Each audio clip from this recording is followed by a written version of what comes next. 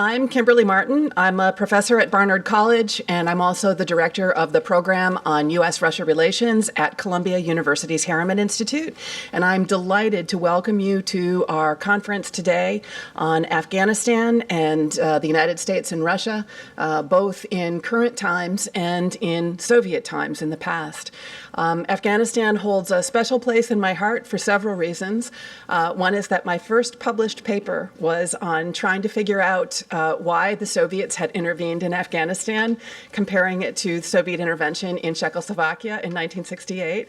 And when I wrote that paper, the Soviets were still in Afghanistan. And so obviously that means the archives had not been opened yet. And I don't think my analysis would hold up to current standards. But nonetheless, I've been interested in Afghanistan ever since. Then in 2004, I was privileged to be able to be embedded for a very short amount of time as a journalist with the Canadian forces, the Vendeuses, who were leading the NATO peace enforcement mission in Kabul. And at that time, I had the chance to visit with some Afghan military officers, and it was interesting to see how much the Soviet training still seemed to have a role, at least at that time, in the way that they thought about military affairs. And then more recently, along with Austin Long, who you'll hear from in a moment, my colleague, I was involved in a program that the East-West Institute put together to look at the problem of Afghan narco-trafficking and to see if there was any way that the U.S. and Russian positions on that very difficult question for current security concerns could be brought into alignment. So it's just an absolute delight for me to be here today to learn from our fabulous panelists, both this morning and this afternoon. And I would just remind everyone that we are being recorded for posterity. This will appear on the Harriman Institute website, so please be aware that you are speaking on the record. And now I will turn it over to my just fantastic colleague, Austin Long. Thanks, Kim, and I want to particularly thank Kim, who directs the Harriman Institute's program on U.S.-Russia relations, of which this conference is a part. And Kim asked me if I'd be interested in putting it together, and I said yes, absolutely, because it would give me a chance both to invite people that I already knew and respected, which I think is everybody on this panel, but also people who I knew only virtually through their work. And so I think we'll hear from some of them this afternoon. So it's been a really great opportunity to hear from people I both already know, and also people that whose work I knew but I didn't know personally. So I'll just say a few words. As the announcement for the conference indicates, I think October 2016 is a sort of somber time to take stock of things. Just 3 weeks ago, literally 3 weeks to the day, marked the 15th anniversary of U.S. operations in Afghanistan after September 11th. So the United States has now had a continuous, more or less combat presence, even though we've tried to deny it of late, for 15 years, making it one of our most long-running wars that's really in conflict. 30 years ago this month, the Soviets began to wind down their involvement in Afghanistan. They didn't complete that withdrawal until 1989, but the first forces began to come out. At the time, to Kim's point, many observers thought this was just sort of a routine troop adjustment, that Gorbachev was not really serious. It turned out he was. And I think it's good that we have a panel addressing both the contemporary and the historical, because for the United States, it may be a 15-year war. For Russians, it may have been a 10-year war that's been over for more than 20 years. But for Afghans, it's really a 40-year, almost continuous war whose form has mutated. Stability has come and gone in different parts of the country. But for those that live in Afghanistan, this is an even more somber milestone. So I won't take up too much more time. I'll just say a quick word about our different panelists. I won't read you their full biography, but I'll moderate this first panel. Colin Jackson is a professor at the Naval War College. He's also an Army Reserve officer who served on the staff of the International Security Assistance Force in Afghanistan. Dipali Mukhopadhyay is my excellent colleague at Columbia School of International and Public Affairs. She's written an excellent book basically on strongman governors in Afghanistan, why they're I don't know if you would say a necessary evil, but perhaps. Arturo Munoz I've known for a very long time through our affiliation with the RAND Corporation. Arturo is a former career CIA officer and as well as holds a PhD from Stanford in anthropology, if I remember correctly. Is that right? It's a PhD in history and an MA in anthropology. My apologies. He has a tremendous depth of experience in the intelligence world and in Afghanistan, having been among the first CIA officers into Afghanistan after September 11th. Then finally, Rajan Manan is almost needs no introduction. He's been a career observer of both Russia, which is the context I first met him in. He was, along with another person, playing the Russian side in a war game, and did so with adroitness that I think was the envy of everybody else in the war game. He's also a longtime observer of the broader South Asia and Central Asia region, so I think his perspective will be particularly valuable. So I think in terms of order, maybe we'll start with Colin and then just sort of progress to my left down the panel. So, Colin, please. If I want to pull this up on the screen, what do I do? It's up. Great. Okay. And the clicker is right there, I think. Got it. I'm not going to use many slides. I just want to throw this one up here. I'll explain it real briefly. This attempts to show this 15-year period that Austin is describing in terms of the way the U.S. has looked at the problem. So that's an important preamble. I really want to talk about how the United States conceptualized strategy in Afghanistan, if it did, over this long 15-year swing. And so what you're seeing is U.S. troop levels in blue, and in the middle of this huge surge that's quite evident. Violence statistics measured by daily insurgent attacks is the red line, which shows this incredible amplification of violence coincident with the surge. And by the way, it isn't peaceful now. It's just we've stopped reporting very clearly violence statistics, and we can talk about that. But anyway, this is just a backdrop to some of the sort of stories that I want to tell on how the United States conceptualized the war. This grew out of a chapter I've submitted for an edited volume that's coming out with University of Chicago in 2017. Aaron O'Connell is the editor, and he asked me in a weak moment whether I would write a strategy chapter of sort of 30 pages in length on what we were up to between 2002 and 2014. And I said, sure. And then in the process of trying to write it, I discovered how hard that was to do. There are parts of this story that are illuminated completely, well documented, less controversial. And there are moments of almost complete darkness in the middle from the American side where it's not clear what exactly we're up to or what our theory of victory in Afghanistan might have been. The way I tried to make sense of this ultimately was, and the title of the chapter it's a part of is called A Tragedy in 5 Acts. So I'm trying to break up U.S. strategy into these sort of 5 periods that you see depicted up here. A very short first act, which is about the overthrow of the Taliban. A long second act, which is a sort of an interesting period in which arguably things are very much in flux. A third act, which is the surge. The fourth act being transition, that is this attempt to sort of hand the ball back to the Afghan government. And Act 5, I had lots of candidate titles for what that should be. The Long Goodbye is what ended up sticking. I had other sort of smart aleck ideas about it, tragedy and comedy, all of these kinds of things. But anyway, we're in this fifth act as we speak. I'm going to walk through very quickly these segments and then try and sort of open it up to, are we going to do Q&A at the end? Okay, all right. Act 1, I'm probably the least qualified here to talk about the overthrow of the Taliban, but I do think it's striking, particularly as it recedes into our memory, how quickly we managed to overthrow the Taliban and at what limited investment was involved at the front end. According to some of the publicly available information, we're talking about, at the end of the campaign, really 100 or so CIA officers and 350 special forces armed not only with weapons and U.S. air power, but also lots of cash, managed to sort of overthrow a Taliban army that's pretty significant in size by using local proxies, primarily people who were in the Northern Alliance, roughly 20,000 troops in those various militias, and various other strongmen who we decided to line up with.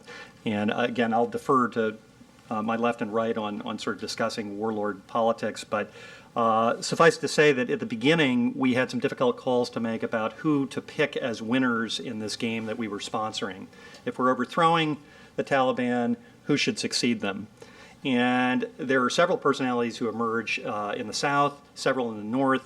And interestingly, I think as we look back on it, our decisions about who is picked were obviously consequential. So the emergence of people like Karzai, like Shirzai in the South end up being very, very important. The other thing that goes on here, though, is I think it's the beginning of a very uncomfortable period of questioning about what the appropriate relationship between the United States and its clients should be in Afghanistan. And whenever I feel it's a dull moment in one of these conferences, I ask, what is the appropriate relationship between, let's say, the United States and a Karzai, the United States and Shirzai? And I say, okay, should we be completely hands-off? Should we tell them exactly what to do? Where in the middle should we be? And no one appears to have a consistent answer to this. And I think that this ambivalence starts in this period in Act 1, but continues really to present. We're very, very uncomfortable about what the right balance between stepping away and stepping in might be. In the immediate aftermath of the overthrow of the Taliban, and in fact, while it's occurring, we're trying to figure out what the political order will be that follows. And this is the bond process that starts with a fair amount of American tutelage. And we're trying to get them to have a procedural set of steps that will create an Afghan government.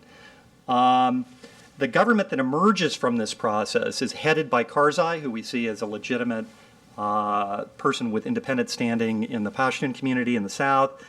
But he's married up with a governmental system that's pretty peculiar. It's very, very, very centralized. And what's clear as we look back is almost everybody agrees that if we had it to do over again, let's not do quite as much centralization. There was a rationale to this at the time, which was to avoid civil war. The idea is if we hyper-centralize, we won't have a repeat of the 1990s episode with warlords dueling it out. All right, so the bond process moves through. The second act, this very long period of time between sort of 2002 and I would say 2008, when the real surge discussion starts, is the really interesting period. And lots of people now look back and say, if we had done something different, we would have had a different end game in 2015, 2016. I'm going to leave that as an open question, but certainly there are lots of things we're doing and not doing in this period. What is the U.S. doing? We're doing counterterrorism operations. We're chasing around people with battalions of troops out in the middle of nowhere. We don't have enough troops to cover the entire country, but we're chasing after al-Qaeda and in some cases Taliban senior leaders. At the midpoint of this, we have a guy named General Barnard who comes in who says, really the answer here is not counterterrorism. That's inadequate. It's not enough to wipe out al-Qaeda. What we really need to do is counterinsurgency. And he's got a British officer behind him saying, you know, counterinsurgency, this is what the British do. And he tries to pull off counterinsurgency. The only thing he's lacking is troops. But the big problem here is counterinsurgency, as we've learned in the last 15 years, takes lots of people. And so this is sort of counterinsurgency without the guys to do it. And so he comes up with all of these ideas that you're very familiar with now from the Iraq experience and Afghanistan experience. We're going to protect the population. We're going to do economic development. All of this is going to cement order in Afghanistan. And it's going to prevent violence from getting out of control. And so Barnard, for the space of 2 years, tries to do this in sort of the 2003 to 2005 timeframe. He's the father in many ways of the provincial reconstruction teams, which got a lot of press at the time. But that's what he's up to. I would say certainly that it doesn't make the Taliban, which is starting to return here as you're seeing violence levels start to increase during the Barnard period, it certainly doesn't make them go away. And one of the other big puzzles of this story is, okay, why did the Taliban come back? How did they come back? And why is Karzai and his American patron so powerless to prevent it? Here I would defer to what I think is really a terrific book by Carter Malkasian called War Comes to Garmser. Recommend reading it. It's a great sort of micro account of what's going on in one period of the South, or part of the South, during this period. And he makes the argument that Karzai's patronage-led government, where he installs guys to run local areas, is incapable, for various reasons, to control the return of Taliban leaders to the south in the sort of 2004 to 2005 timeframe. And what happens, in my opinion, is some of the potentially good things that Karzai is doing, like demobilizing warlord armies, have unintended consequences. If you demobilize your allies in the Northern Alliance, or try to do that, at a time when the Taliban is coming back, and you, Karzai, do not have your own Afghan army yet, you've got a problem. You've got a fundamental security vacuum. So as I look at this, the puzzle of how the Taliban returns has a lot to do with a security vacuum created in many ways by Karzai's attempts to deal with his rivals and our unwillingness at the time to pour troops in. So this is how the Taliban comes back in 2005, 2006, as best I can tell. And this creates this upswing in violence that you see from 2005 through 2008. The Americans stare at this and they say, well, what do we do about it? And the initial answer is incrementalism. So you just dump more troops in. And so during the end of the Bush administration, what you find is local commanders saying, give me 10,000 more, give me 17,000 more. If I can add more troops, and that's the blue line crawling up here, maybe I can put a lid on this violence. And the Bush administration actually accommodates this to the extent that they can. You have to remember, during this period is the worst part of the Iraq War. So the huge demand signal in the American government is really fix Iraq.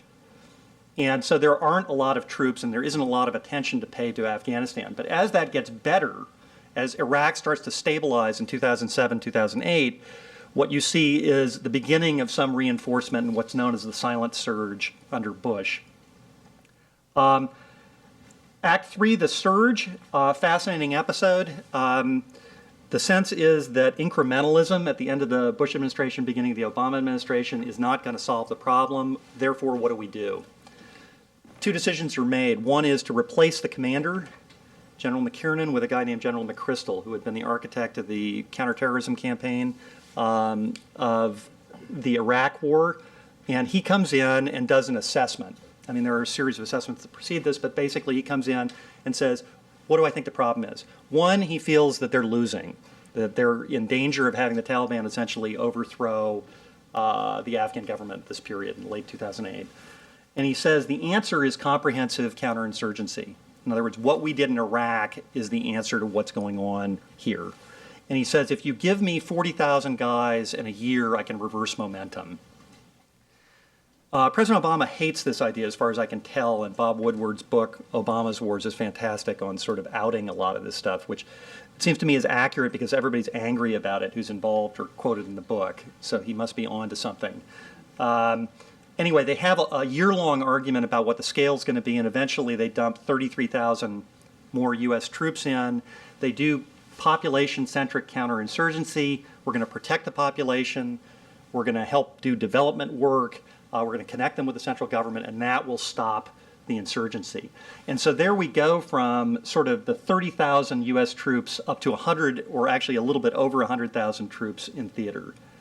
But at the moment that this is announced in December 2009, Obama has an important string attached, and he says, you only get these troops until June 2011, and then we're going to start pulling them out. And even at the time, people like Bob Gates are looking at this and saying, how does this strategy make any sense if you announce to everybody that at the end of a year, year and a half, you're going to pull everybody out? Legitimate question. It runs up, and the General McChrystal is replaced by General Petraeus. General Petraeus continues this population-centric counterinsurgency. I'll say that in the background, General Petraeus is also amplifying the counterterrorism effort in Afghanistan. How do we know this? The prison population of Afghanistan quintuples between 2004 and 2012. That's the ultimate evidence of what's going on here. Every night raids are going on and people are being dumped into our holding facilities in Afghanistan. And so there's a very, very high-end CT campaign going on in Act 3. The problem is Petraeus thinks that he can essentially convince the administration to give him more time with the forces in theater, and here he proves to be fundamentally wrong. The administration says, no, I meant it. Summer of 2011, we're going to start taking them out, and we're going to take them out very, very rapidly. And that's the blue line coming down through Act 4. What happens during this period? During 2011, 12, 13, 14, we're rerunning a tape called Vietnamization. Okay, this is exactly the same set of dilemmas that the United States faced as it decided to step away from Vietnam. If I want to hand off the ball to my local ally and I don't want things to fall apart, how should I think about it? In Vietnam, as in Afghanistan, there are two factions. One says I have to stick to a timeline because other guys will cheat me if I don't, and that's Obama's view. I've got to stick to this timeline. The military is trying to play me. The military says this has to be based on conditions on the ground. We can't leave unless it's going to be stable. I'll tell you that in this big wrestling match, Obama wins and the military loses. That is, we transition a bunch of places, we Afghanize a bunch of places that the military is not comfortable with handing over. And not surprisingly, during this period, not only does violence not go down, there are some arguments to be made that violence is actually amplifying in the areas that we're leaving. So that's sort of the Act 4, which is transition. Let's hand off to the locals. And in theory, all of this ends in December of 2014. It's got to be over. I was here for a year in 2011. And even in 2011, we said, okay, well, eventually you're going to get to 2014, and there are going to be one of two stories. Things are going well or things are going poorly. And if things are going poorly, it's not going to make any difference that you have a timeline that says the game is over in 2014, because you're still going to have a decision to make. What do I do about my proxy who's teetering? And I would say that we had good foresight in 2011 to say, if you pull all the troops out of here, you're probably certainly not going to resolve the problem, and it may actually get worse. And that's what I think we're living through right now in Act 5, which is we're still there in small form. Less than 10,000 guys on the U.S. side, mostly doing counterterrorism stuff, mostly doing train and advise and assist work with the Afghan army. What do I make of this? I think we're kind of under the force levels that are necessary right now to keep a lid on this problem. And there are all sorts of little indications that things are getting worse fairly rapidly in certain areas in the South and Southwest. There are a lot of different opinions on this, but my sense is, from the planning we did back at the peak of the surge, that 10,000 was a hard floor for the number of troops that would be feasible to take care of just air bases, let alone doing anything in the countryside. We were very worried at the time that if we pulled out, let's say down from 30,000 to where we are now, below 10,000, that the other thing we would lose is visibility. If you don't have troops in a country, you really don't know what's going on. And the only things you know are the things that your client army tells you. In other words, what does the Afghan National Security Force people who are out in these provinces tell you is going on? You have to trust them.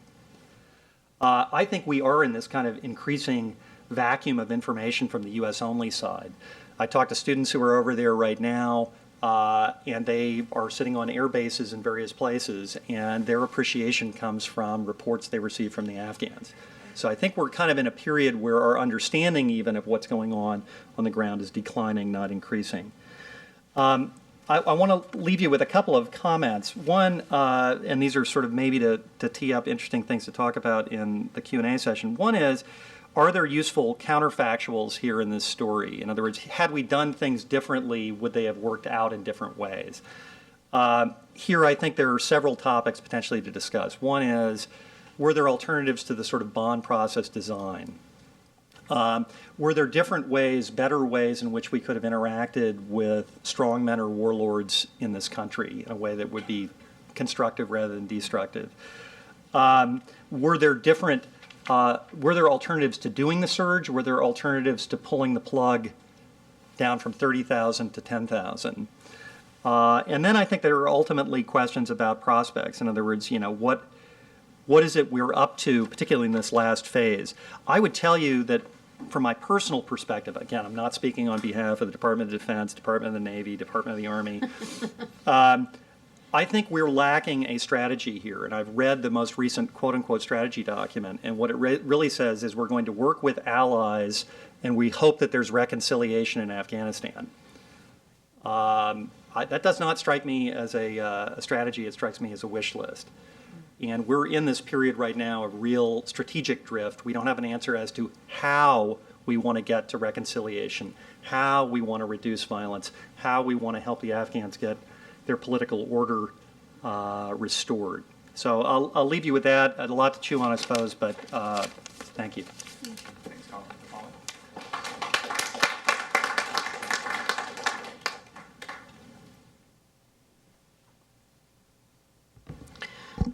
Thank you. Well, thanks to Austin and Kim for inviting me to this, and thank you to Colin for framing so much of the context really well. I think hopefully what I say can kind of fit in underneath that. I want to spend some time in this talk revisiting President Karzai's management of politics inside Afghanistan and try and unearth a little bit a logic of rule that I think has been driving state formation in Afghanistan since 2001, and think about the ways in which that logic diverges from some of the logics of state building and counterinsurgency, some of which came out in Colin's remarks.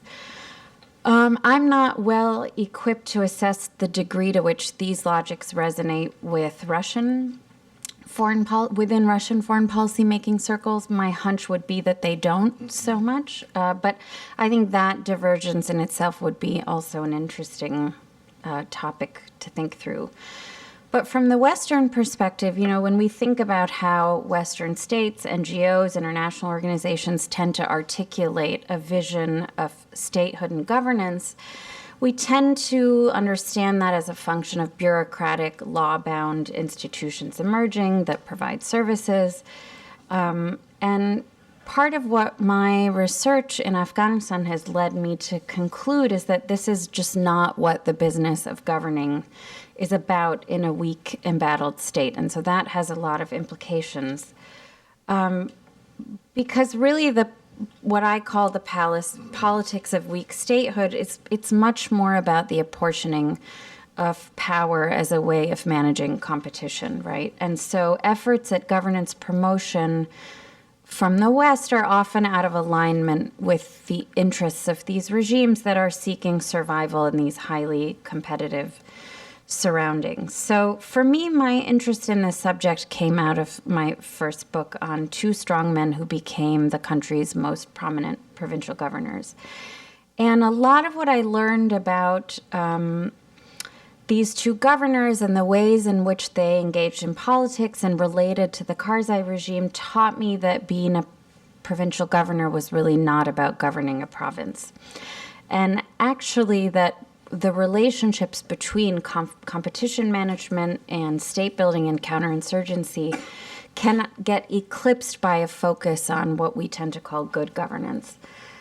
So that actually, if done well, there are ways for the state to manage threats and potential threats and to curb them, and in the process to bring informal power holders of the kind that Colin mentioned to invest them in defending a state that they might otherwise be contesting. And so that's the vantage point from which I'm looking back at Karzai's tenure and reflecting on what's happening today with the National Unity Government. So when Hamid Karzai assumed his role as national sovereign and then began this historic tenure as the first elected leader, of course, we had all of these foreign organizations and states facilitating, in parallel with the military process that Colin described, a kind of institutional substantiation of the state on paper. But that didn't correspond to any real capacity on the part of the state to reach and control the citizenry. So there was, as Colin referenced, this one instrument as a function of the highly centralized design of the state, which was the power of appointments. And that's, for me, the focus of my concern at the moment. In particular, there was the capacity that Karzai had to appoint governors. And his approach to those appointments across the 34 provinces commonly has been derided as a reflection of bad governance. But for me, I think it could instead be understood as serving this vital purpose of competition management. So this gap between the kind of Weberian ideal and the reality of weak state politics is really comes to life when you look at political appointments. And yet, Weber was actually quite clear in his chronicling of European historical experience about the way in which political offices were often prized material commodities, and that the emergence of what he called modern bureaucracy took hundreds of years, but now inspires these condensed, accelerated projects of governance promotion that we see in places like Afghanistan. So what I'm arguing then is that we can understand instead regime craft in these settings as a set of maneuvers by which a sovereign like Karzai at the center manipulates competing power holders in order to exert influence. So in his exposition on the nature of weak statehood and strong societies, sociologist Joel Migdal wrote about what he called the politics of survival. And for me, this model describes Karzai's approach really well. So he arrived in Kabul with limited indigenous coercive capability, limited control over capital, or political influence outside of Kabul.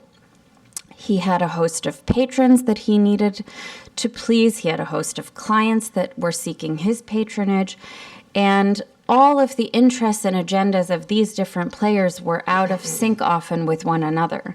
So that's a lot of factions and tribes and strongmen and interests and actions that had to be managed. And I think in this competitive environment, what he did was maneuver and balance these different camps against one another by using the ambiguity and dynamism that came with the appointments process. So a more rational rule-based system that was predictable or formalized would have taken away that advantage he had as the deciding principle. And so the result of that was that he was in a position to appoint, promote, rotate, remove officials in provinces from 2002 onwards. And Migdal calls this process the big shuffle in his work. And so for Karzai, that involved the appointment of close to 200 governors.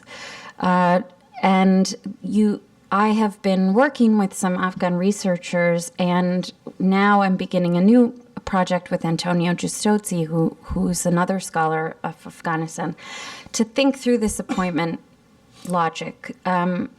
So you see, for example, in the early data that we have collected, that governors were appointed and dismissed and reappointed at a swift and unpredictable tempo. So more than 3/4 of the provinces had 5 or more governors during Karzai's time in office. Several of them had 7, 8, or 9. More than 30 of the terms didn't last a full year. And as of September 2014, only 10 of those terms, which is less than 0.5%, lasted for 5 years or more. One of the most striking features of this appointments kind of pantheon is the ubiquity of former Mujahideen commanders of the kind that Colin referred. In fact, what we have found is that 2/3 about of the governors that Karzai appointed had a commander background. So dozens upon dozens of Mujahideen commanders are, in one sense, enabling the country's most powerful militarized factions to reassert themselves. And so that is, to the disappointment of many, another era of warlordism imposed on the Afghan people. So that's one way of looking at that statistic. And yet we know that a cornerstone of state building has always been the amassing of control over the use of force. Today we call that DDR, right? Disarmament, demobilization, reintegration. So one way to look at commander inclusion on this scale is to think about it as a kind of informal indigenous demobilization program. And what I call kind of disguised commanders or disguised warlords are leveraging their strengths to their own ends, but also energizing the offices, in this case, the governorships, and through that are influencing the police, district governors, mayors, ministerial directorates, and becoming invested in the success of the government to their own ends as well, right? So when you look a little bit further at that mix of disguised commanderships, the other thing you can't miss is the very substantial presence of governors associated with two of the major factions that have been dominating politics since the time of the Soviet invasion. So in particular, Jamiat Islami and Hizb Islami. So these were only two of a number of other factions that were operating, but they represented the two most formidable camps amongst the Mujahideen. And they had this famed animosity between them, and yet after 2001 came to make up nearly half of the governorships. So again, that kind of statistic confirms this oft-articulated critique that the government has been infiltrated by these parties that dragged the country through the civil war. On the other hand, the argument could be made that just a decade earlier, these two camps were viciously fighting one another, and now they are kind of accommodated within this larger, what people have called this big tent, and that they're occupying rank and file positions side by side in the subnational bureaucracy and in a government that's led by a third party, their new formal patron, the president. So this sort of balance of power politics you see through the incorporation of Jamiat and Hizb Islami. You see it also when you look at the national level, regional, and even down to the provincial level, the ways in which the president balanced power and recognized all of the different patron-client relationships that stud the political landscape in Kabul, but also across the countryside after 2001. So Karzai's approach was by no means limited to strategies of accommodation. He took a whole range of approaches that we associate with neo-patrimonial politics. So he co-opted some, he groomed some, appeased, checked, marginalized, divided, ruled, all the things that we would expect. And it's very difficult to know whether in some these moves brought greater stability to the periphery or advanced the regime's influence. But the thing that's clear is they reveal this concern about management of competition as sort of at the heart of what center-periphery relations looked like. And that, he understood the range of actors on the ground, the range of requirements based on geography, but also based on the time across these different acts that Colin laid out, and that the dynamism of the system through this particular instrument of rule enabled him to exercise, I think, a greater amount of influence than might otherwise have been the case. I don't think you can reflect on this strategy of competition management without thinking about the Taliban and one of the counterfactuals that Colin referenced, which is, what would have happened if they were part of this game, right? So by our count, there were less than 5 appointments that involved Taliban affiliation.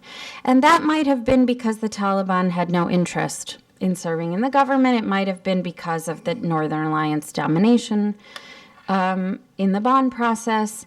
It might also have been the result of early Western resistance to engagement with the Taliban. But one has to wonder whether the appointment of former Taliban in larger numbers might have blunted the insurgency that we see raging today. So I want to close by thinking about the national unity government today. In a way, it might seem counterintuitive to talk about this kind of neo-patrimonial politics, given the bent of the current president. Ashraf Ghani, who's a graduate of Columbia University, built his own kind of scholarly career on a philosophy that failed states can be fixed. It's the title of one of his books. And And yet, what's been interesting to watch as he has moved from being a finance minister, the chancellor of the university, into the position of being a successful presidential candidate, was that he has shifted a bit away from that philosophical orientation and into a kind of politics that resembles, by my eye, a more accommodationist approach of his predecessor. So when you look at the kind of government that he and his rival Abdullah have established, it looks to me a bit like the limited access order that Douglas North and his colleagues described in their book in 2009.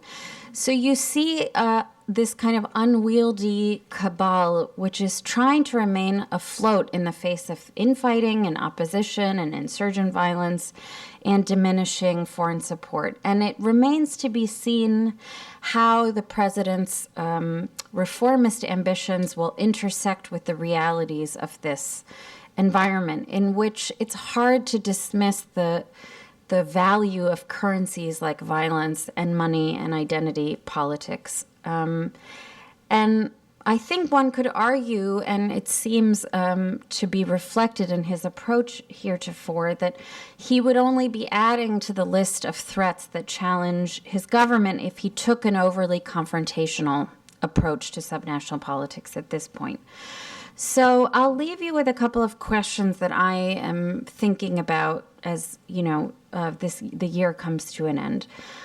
I'm thinking about how the recent deal with Hekmatyar will influence future subnational appointments and reveals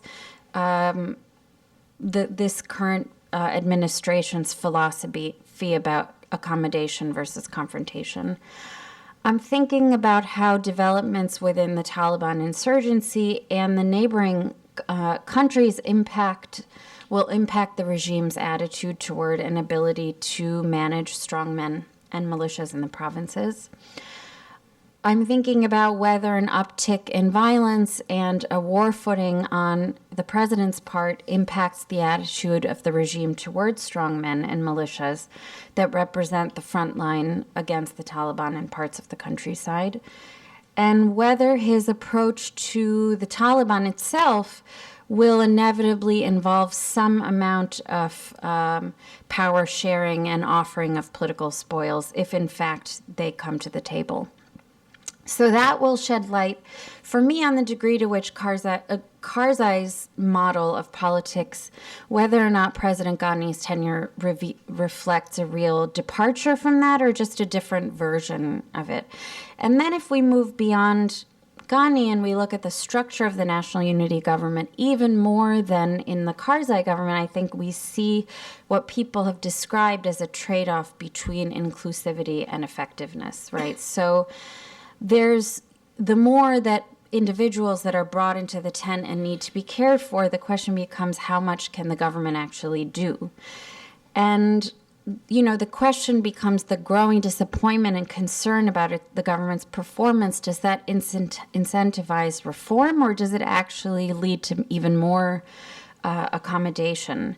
And how do you overcome the paralytic effects that come with this kind of coalition politics? It seems really difficult to me, especially as the foreign aid pie shrinks. It seems to me the best we can hope for is the survival of this kind of unwieldy coalition, and maybe that we better count less on efforts at winning hearts and minds and maybe more on diplomatic efforts, surgical military efforts, maybe that bring the insurgents to the table. So that leads me to conclude finally with the role of outside countries. I think the U.S. gets blamed quite a bit for not holding the Afghan establishment accountable when it comes to things, for example, like the integrity of elections.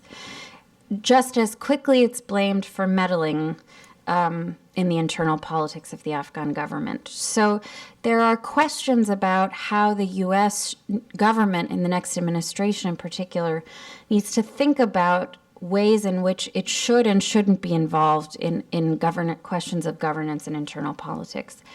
There are also questions about how other countries in the region, including the Russians, but also the Chinese, imagine their role in those internal politics, maybe more so as the U.S. recedes.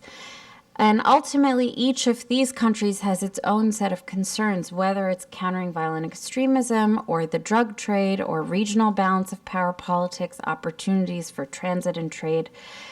And I'm left still wondering whether those interests actually align with building a capable, democratic, service-delivering state in Afghanistan. And if they don't, I think that we need to think honestly about where those conflicts of interest might exist and what the implications are for the internal politics of the country. So I'll leave it there. Thank you.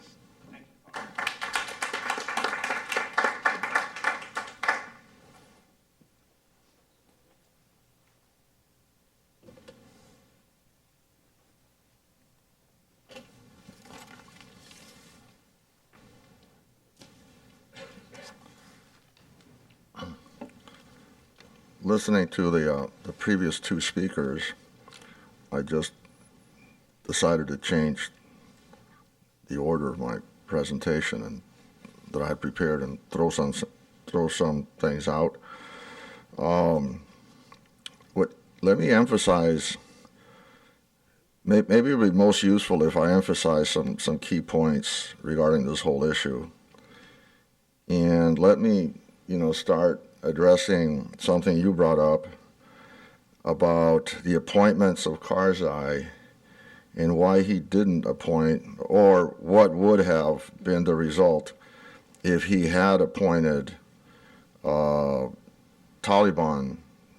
members or Taliban sympathizers to government positions.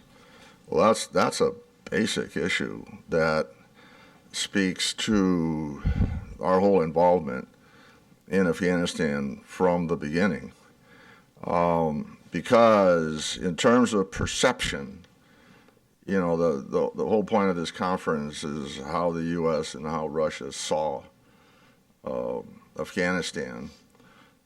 And actually, our perception of Afghanistan changed over time. And, given the short amount of time, I have for these remarks, originally I started in the 50s and 60s, but let's fast forward to when we got involved in our decision to get involved. Now, we've got the declassified Politburo papers. Now, we now know all the discussions that went on among the Russians when they were debating, whether or not to get involved. And actually, the final decision, as we know, was going to ram through by the minority, because I would argue the majority of the Politburo didn't want to invade, and there's actually a lot of strong arguments that were made at the time. Don't do it. Now, let's come to our decision process. And I would actually say it was a lot less thoughtful than the Russian one. We came to a decision a lot faster than the Russians did. And our main motivation was terrorism. 9/11, that's what drove the whole thing. Al-Qaeda was using Afghanistan as a base. That's the issue. Now, there's a lot of things that flow from that. And that central motivator, that central assumption, I think led to a fundamental error that we are still suffering from, which is we defined the Taliban as a terrorist group. And we defined the people who were in charge of Afghanistan at that time, the Islamic Emirate, basically as terrorists.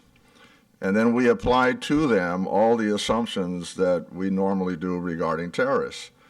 Well, that was a fundamental mistake, because I think it does definitions make a difference, and how you define somebody makes a difference.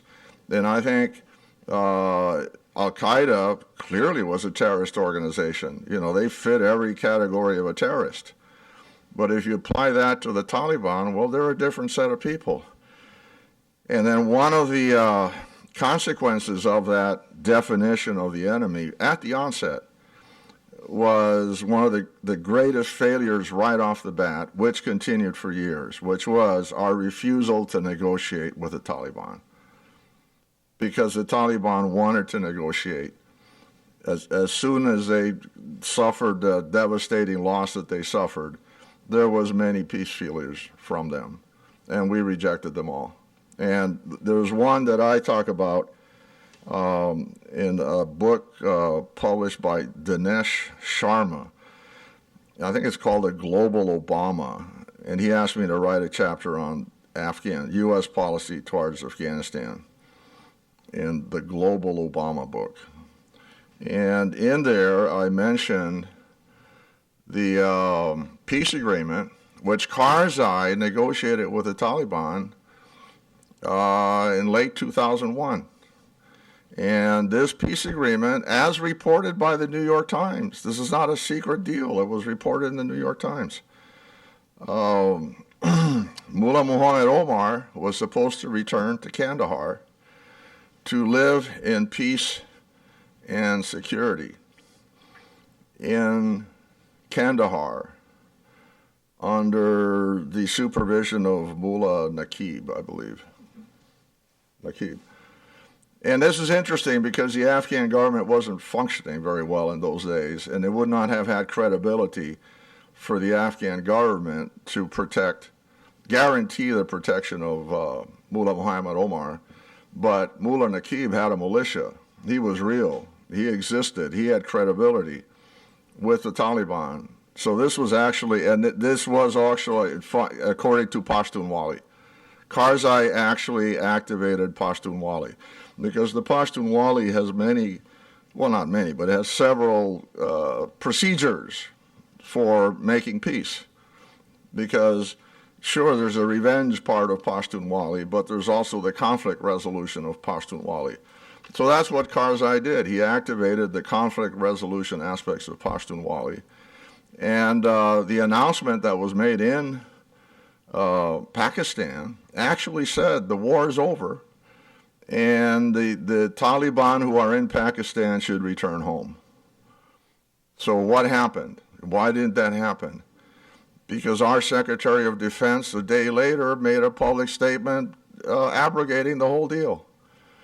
Because we defined the Taliban as terrorists. And he actually said, no, we're going to pursue the Taliban to the ends of the earth and bring them to justice because they're terrorists. So right off the bat, not only did we overthrow a traditional Afghan Pashtun peace deal because of our war on terror and our defining the Taliban as terrorists, because they had hosted Al-Qaeda, but we also made Karzai look like a fool. That he negotiated this thing, and then his patron said, no, all right, you don't do, what you want to do, you do what we want to do, how we want to do it. So, people there's been a lot of literature about Karzai's mental state and Karzai this and Karzai that. Well, we should look at things from his perspective and what he's trying to do, and you look at our policies. So it made the point. The central mistake in our perception was defining the Taliban as terrorists and refusing to negotiate. Now it's too late, quite frankly, I think. Our chance to negotiate was when we were negotiating from a position of strength. Why did all the Taliban send out all these peace feelers back in 2001 and 2002? Because they were crushed. They were actually shocked that how little public support they got in Afghanistan. They were shocked how fast, their regime fell. Even Mullah Muhammad Omar, he really thought it was going to be like the Russians. It was going to be a protracted war. They were absolutely in shock that their regime fell in 2 months because of the CIA strategy of working with the local warlords and so forth. I don't want to, for the shortage of time, I don't want to get into that. But, there's books on this, First In, that you can read it, from the leader of the NALT. And then there's the other one that still has the redactions on it. The Jawbreaker, which was a crypt. I couldn't believe it. That was a classified crypt at one time. Now it's the title of the book. But if you read those two books, it gives you a pretty good description of the CIA small team approach, which worked really well. Why? Because the Afghans did all the fighting. and the Afghans were pretty angry at the Taliban. I mean, in general, they had lost popular support. Now, I don't think the Taliban themselves realized the degree to which they had lost support. Another comment I want to address is one the first speaker mentioned, where he talked about the ambivalence of Act One. Well, I want to second that, because there was huge ambivalence in Act One. Like I say, the main reason that we went in was counterterrorism. We wanted to chase Al Qaeda, and one thing that we wanted to avoid, the CIA, was a protracted guerrilla warfare in Afghanistan. That was the last thing that we wanted to have happen. Protracted guerrilla war in Afghanistan with the Pashtuns. I mean, it was a very limited mission. You know, go find bin Laden, chase the terrorists. And if you remember, back at that period, the Bush administration, they did not want to do nation building. They laughed at it. They said, nation building, oh, poo-poo. Nobody wanted to do nation building. So that was the attitude in the beginning. Then once we're there, then the thing evolves. After we're there, then we back into nation building, but without a clear idea of what kind of nation are we trying to build. I mean, women's rights, democracy, elections, separation of church and state, all this good stuff, which we actually spent millions of dollars trying to promote. Is that why we're there? To promote women's rights in Afghanistan? This is why we invaded? Really? Because if it is, well, I mean, I'm not belittling it, but make up your mind. Is this why you're there? Because you would have military commanders say, no, we're here to fight terrorists. So we actually had humongous ambivalence in Act 1 and Act 2 and Act 3 and even today. You know, we have never had a clear strategy on Afghanistan on what the hell it is we want to do. All right, let me move on. Well, and as part of that is the small footprint. I mean, in the article, there's another article that I would recommend, Pushing Rand. There's a book called The Shadow of 9/11, The Shadow of 9/11, published by Rand. And I have an article in there. It's the U.S. reaction to 9/11. So then I have a chapter on Afghanistan. And in there, I'm promoting shamelessly the CIA approach, saying this is really, the best way to go in a place like Afghanistan, which is you don't take over the place. You work with the local structure. You adapt yourself to the local environment. And the term that we use is the small footprint. Now, this is a big issue in the Afghan debate, because at Rand itself, there are people who disagree with that. For example, with Ambassador Dobbins and Seth Jones, who also publish books, they argue that part of our problem is our footprint was too small in the beginning, that we should, and actually one of the speakers mentioned that we didn't have enough troops to do the job that we set out to do. We should have sent more troops instead of less. That this incremental approach wasn't productive. If we were actually, wanted to remake Afghan society, we should have sent a whole bunch of, troops in there right away and just been decisive rather than incrementally build up to it. So let me move on because the shortage of time. Another point that I would make on McChrystal, I would argue that McChrystal actually didn't want to do what he did in Iraq. I would argue that, because I talked to people who served under McChrystal. I mean, military, special operations people. And they served under him in Iraq and in Afghanistan. And they say, no, it's different. In Iraq, the approach was much more what they called door kicking and targeting, terrorists and eliminating terrorists. And McChrystal, he is very clear in his ISAF commander's counterinsurgency guidance, which I think is really a classic piece of counterinsurgency.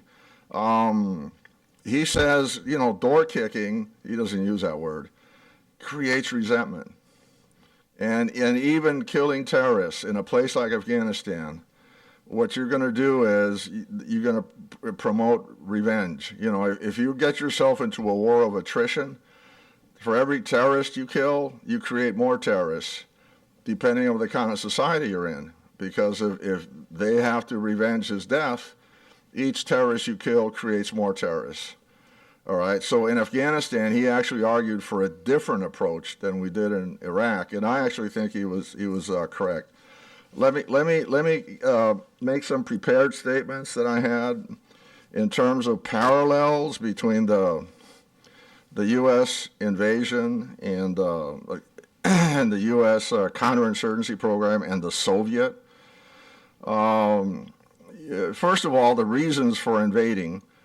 Everybody knows the historical background, the 78 Saur Revolution, Dawood's overthrown, killed by Taraki, and then Taraki's killed by Amin, and then Amin is killed by the Soviets, and they install Karmal, Babrak Karmal. Now, all these people were communists. So what the Soviets saw is that their communist surrogates in Afghanistan weren't working out. They're undisciplined, they're fractious, they're fighting each other, and this internal infighting of the Afghans amongst themselves, all communists, was jeopardizing the security of the Soviet Union. And it's interesting, one of the things, if you look at the documents that have been declassified, and you talk to people from the period, the Soviets actually were telling the Afghan communists, will you not go so hard on the mullahs? Will you not go so hard on the Afghan peasants? And then the Afghan communists, and then also, will you not push so hard for women's rights and women's schools and creating equality and all this stuff? Will you just take it easy? And it was the Afghan communists who said, the mullahs are backward, they're in our way. We got to eliminate these people. The landlords are in our way. The Maliks are in our way. All this set of people, the tribal leaders, the tribal councils are backward. They're in our way. All this structure, this tribal structure, this traditional structure has to be eliminated. And we are the Afghans. We know what we need. So shut up. All right? Now that tension, now transpose it to the U.S., and the things that we would recommend, to the Afghans. You got to do this, you got to do that. I actually fell into that myself. I had dinner with Ashraf Ghani at the General McChrystal set it up one of my trips to Afghanistan, where I was pushing VSO, not under that name, but Civilian Defense Forces, which Ashraf Ghani thought was a horrible idea. And he actually told me, Afghan intellectuals are very much in line with French patrimonialism, meaning Paris is France, centralized. That's what we need. And that's in keeping with Karzai's statement that federalism is treason. All right? So you have a class of Afghan politicians, government officials, and intellectuals. There are Afghan intellectuals. I mean, Afghanistan has actually existed as a country more than the United States. They became a country in 1747. So they have their own traditions, and they have their own, line of thinking. And there is a strong line of thinking in Afghanistan that what you need is a strong central state. They look back at the Iron Emir, and they say, that's what we should be. That's what we should have been. The Iron Emir, at the end of the 19th century. And Ashraf Ghani and his comments to me was in that line. Now you go out into the provinces and they got a different idea. So the Afghans themselves are divided as to what they want to do. So the Soviets invaded because their surrogates weren't working out. They felt that their border security was jeopardized. And they're going to install better surrogates, and they're going to move in there and do things right. Well, that's very similar to our thinking in Vietnam. Diem, who we overthrew, now, of course, we say we didn't have anything to do with his assassination, all right? He was the same, similar in that he was anti-communist. He wasn't pro-communist. He was anti-communist. So we overthrew an anti-communist, just like the Soviets overthrew a communist. All right, why? Because he wasn't working out, in our view. And we need to, go in there and do things right. And we're being encircled. We're being threatened. All right. So here's some comments, some parallels between the Soviet counterinsurgency and the U.S. counterinsurgency. Okay. Well, let me just read them out. Attempts to modernize Afghanistan hindered stabilization. Attempts to modernize Afghanistan hindered stabilization. In other words, we assumed, and the Soviets assumed, that part of counterinsurgency is you're promoting modernization, you're promoting economic development, and this will produce stability. There's actually a lot of anthropological studies that indicate rapid economic development produces instability, because it heightens disparities in income and so forth. And, people have questions. We can talk about that later. Another similarity is Afghanistan. The complexity undermined policy plans. The complexity of Afghanistan undermined policy plans. We could talk about that during the question and answer period. And the final point is economic self-interest trumped everything else. In other words, the Afghans were perfectly willing to change sides for money. And this is something that a lot of people didn't have a hard time dealing with. How can you have the Mujahideen actually take sides with the government? Najibullah, many Mujahideen actually joined the Najibullah government because Najibullah offered them all kinds of deals, and they took it. See, deal making is part of the Afghan tradition. We're the only ones that don't want to participate, but the Russians actually did. They made deals with Ahmad Shah Massoud. Now, which brings us to the present, and I'm out of time. I actually had a whole section prepared on the present, but you can ask me during the question and answer period. But the Russians are back. Their image has been rehabilitated. A lot of the Afghans are now saying what the Russians have built was stronger, it lasts longer, in terms of the building, the actual buildings. A lot of our buildings fall apart because they're poorly constructed, so in terms of physical buildings, the Soviet buildings are still there, they're better. The Russians nowadays, you have a greater Russian diplomatic presence, you have Russian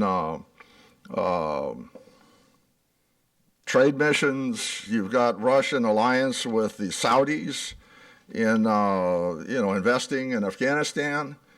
You've got all kinds of Russian activity of different nature, political, economic, covert action.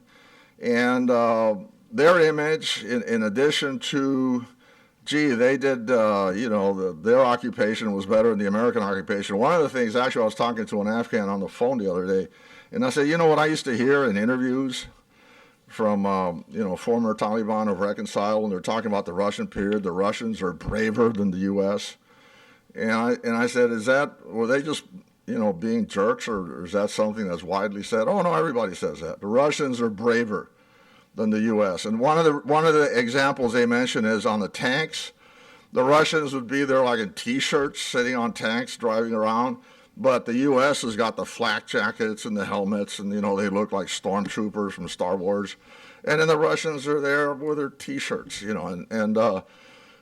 nowadays, we have actually walled ourselves off from the Afghan people. That we've got a huge wall by the U.S. Embassy. I mean, what you see is walls. We got the green zone. Well, I don't know if they call it the green zone, but the equivalent of the green zone in Kabul. Walls. We're afraid to go out among the Afghan people. We're afraid. We're walling ourselves off. And the Afghans say the Russians are all over the place, beating people. They're not wearing flak jackets. They're making business deals. And, you see Putin on TV all the time. And to close my comments, I just had a casual conversation with a military officer from Oman 2 nights ago, just totally by coincidence. And he said the same thing the Afghans are saying. The Russians are all over the Arab world. You turn on Arab TV, Putin is there. You can't not see Putin on Arab TV. It means there 5 or 6 times a day. You turn on the news, there's Putin. You know, you used to be able to see American leaders. Now you don't see them anymore. And the whole Russian presence is just beginning to be felt in a way that's actually markedly different than before. I got all kinds of other stuff I'd like to say. Well, maybe I'll ask myself questions.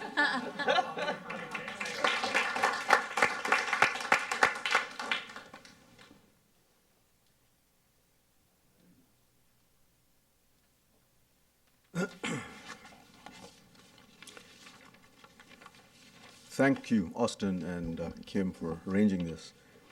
I've been studying Afghanistan off and on-site and off-site since 1978. I first went there in 1988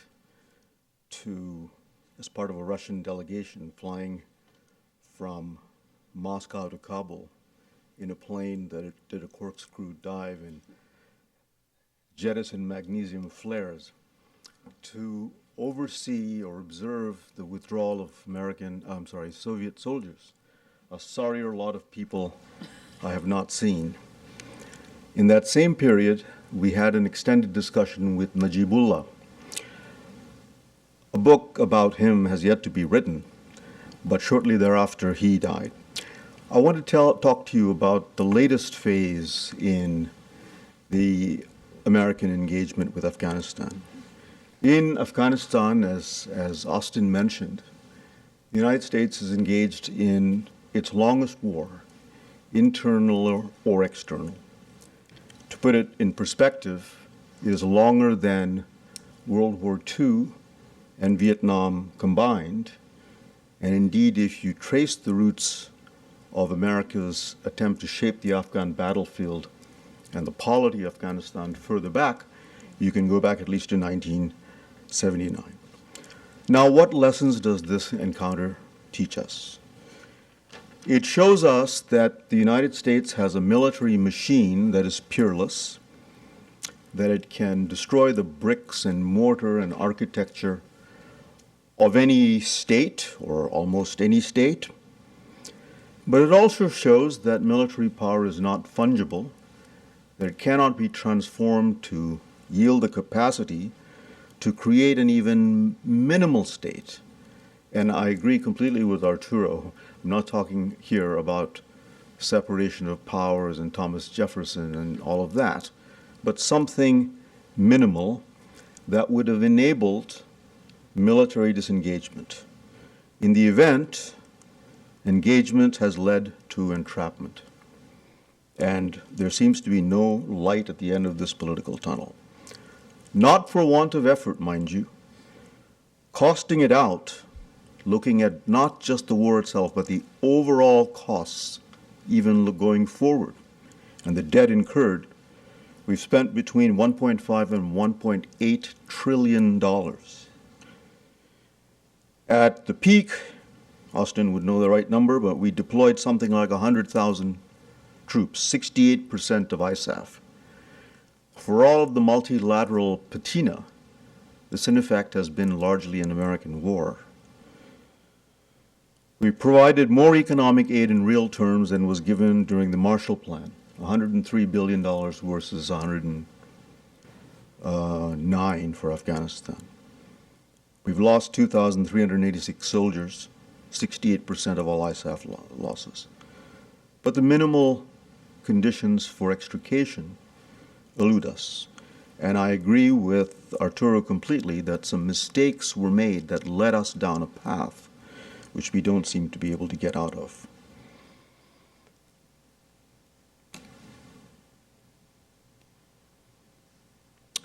The United States, however, despite all of this, is fated to remain. It's true that ISAF, the International Security Assistance Force, has downsized from about 110,000 at its peak to about 10,000, of which 9,800 are American troops.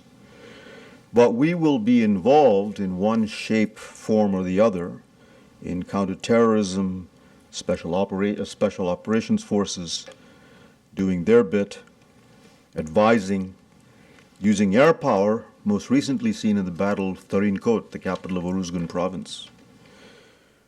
Now, it's not been an easy ride for the Taliban, quite apart from what Arturo said about their evisceration after the American attack. They have suffered massive losses.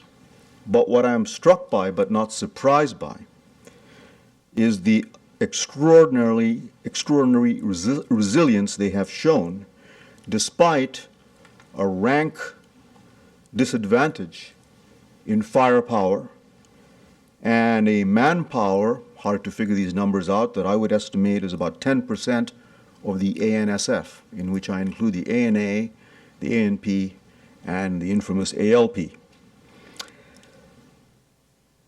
In 2014-2015, ANA troop deaths climbed by 28%. This year, territorial losses have amounted to about 6 to 7%. Only in about two-thirds of the country, perhaps less, does the government have any significant purchase. And as far as I can tell, only in 6 of 34 provinces, Balkh, Bamiyan, Ghor, Daikondi, Jawzjan, and Samangan, does the Taliban have a minimal presence. But even there, through assassinations and kidnappings and ransoms and sabotage, they make their presence felt. It's important to note that they have moved outside the areas of their traditional bastions, the Pushtun areas of the south and east. If you look at some of the shadow governors that they have appointed lately, you will find among them Hazara, Uzbeks, and Tajiks. Not a lot, but it explains why they've had some traction in the northern areas. Politically speaking, the death of Mullah Omar and the death by drone of Mullah Akhtar Muhammad Mansour, his successor, has made very little difference. Mullah Hibatullah Akhundzada, the current emir, along with the formidable Haqqani network, have made it very clear that they have no intention of giving up a war. These guys are used to fighting for a long time. Just ask the Russians. There's been no urgency to rush to the peace table.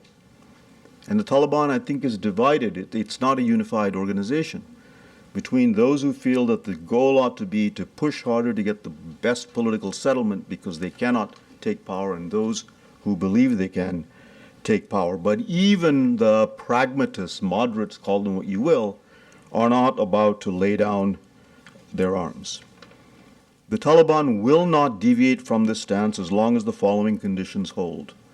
Pakistan provides them support, and I'm not talking just about material support, that's not the most important, but serving as an area that gives redoubts and a recruitment pool and so on. The Pakistani military intelligence complex does not trust the Afghan government, sees it as a tool of the United States, which it does also not trust, despite being labeled as an ally.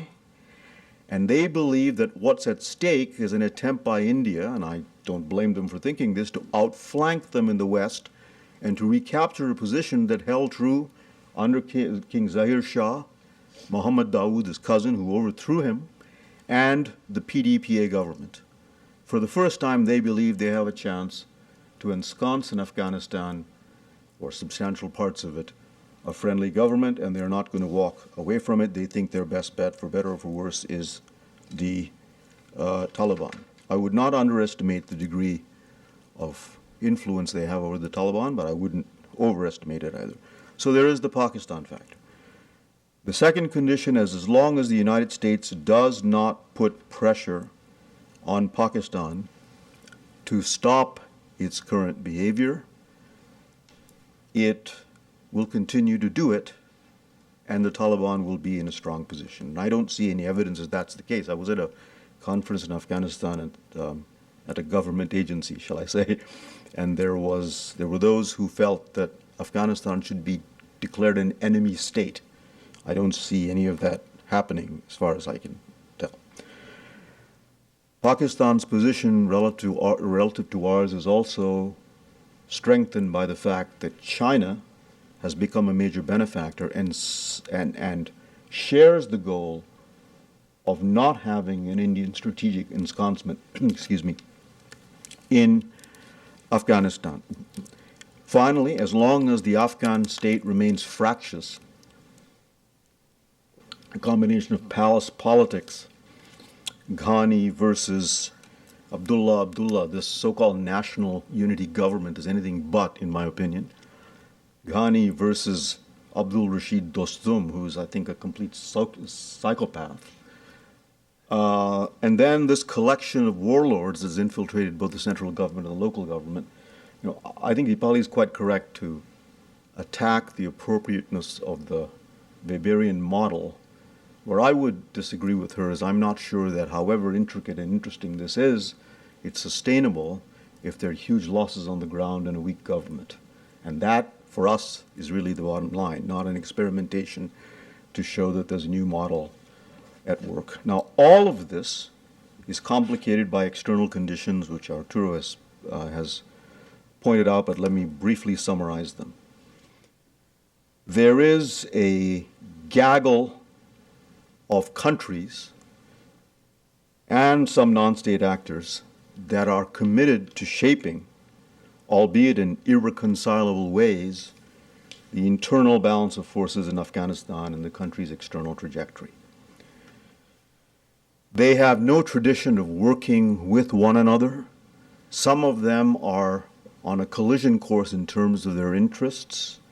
Some, such as India and Iran, Pakistan and China, Russia and India, have formed tacit alliances, but there is no coherence to what they're doing, and the competition ratchets up in inverse proportion to our perceived commitment to remain there.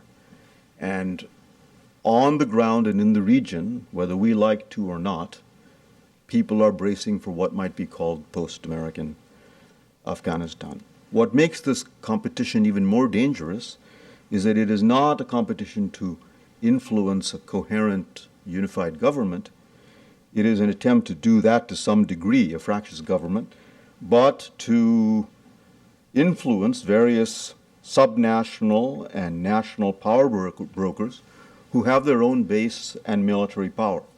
I think these external actors will find something that Afghans are very good at, which is that they will be drawn in deeper into the Afghan labyrinth, and we will see a textbook example of what's known in social science as the principal agent problem.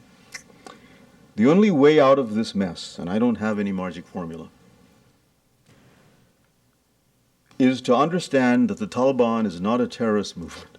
It is an insurgency that has a social basis among the Pushtun people, and so long as it has that, it is going to be a formidable force to be reckoned with. Second, and derivatively, to understand that the Taliban cannot be erased as a political factor from Afghanistan. It cannot be. Third, to understand that although the timeline can be fiddled with, the Taliban will insist on the removal of foreign forces which they perceive as an occupation of their country. But they cannot, in my opinion, take control of the Afghan state. And there is a division within them on that question, which gives diplomacy some way to work. But for this, you need a minimal consensus among the external powers.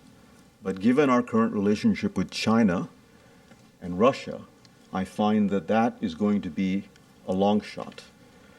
India and Pakistan have diametrically opposed views of what would constitute an effective future Afghanistan.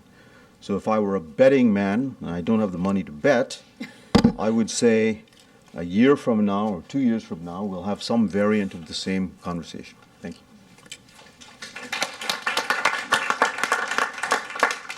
I'll come up to the podium to moderate. Well, great. First, let me thank all four speakers. When you put on a panel, you know you're going to get good people, but you don't know that they'll always engage with one another effectively rather than just sort of each having a spiel. So I want to thank all of you for sort of having crosstalk already, and hopefully we can have some more of that in Q&A. So I'll open it up for questions or comments from the floor. I have a few if nobody has one right off the bat. Jack. So this is provoked by Holly's remarks, particularly the analysis of the limited access order in the Northern Weingast book, but it's really, could be addressed to anyone. So the idea of the limited access order is not just that it's naked power and interest deal making among the ruthless armed elites. In fact, that's the War of the Roses. And the limited access order in the Northern Weingast analysis is meant to be a solution to the problem of the War of the Roses, because these elites don't want to be killing each other. They want to have a deal that allows them to seek rents and extract resources from the population in peace and order. So they set up a set of institutions, courts, property rights, and even parliamentary representation that regulates the relations among the elites based on some kind of norms and, predictable expectations about who gets what deal and how everybody's going to behave towards each other. And that's what seems to be missing in particular in the Afghan situation. And so I'm afraid that if we pose the two options as this kind of completely anarchical power and interest, ruthless bargaining on the one hand, or an open access order where there's not only courts and representation and rule of law and property rights for everyone in Afghanistan, that will not be focused on the benefits of the limited access order, which is not liberal democracy, but it's just a stable deal that is somehow institutionalized. And I'm just wondering what the options are for Afghanistan for that kind of truly very limited access order, and whether there was a boat that we missed that could have created that sort of outcome. Thanks. Great question, Jack. Are we? It was sort of directed at you, but I think many people will have a sort of take on this counterfactual. Okay, I think this is working. Yeah, I fully agree with the premise behind your question, Jack, and I'm trying to remember what they called the most limited version. It was natural state or basic, right? Natural state or basic state or something like that.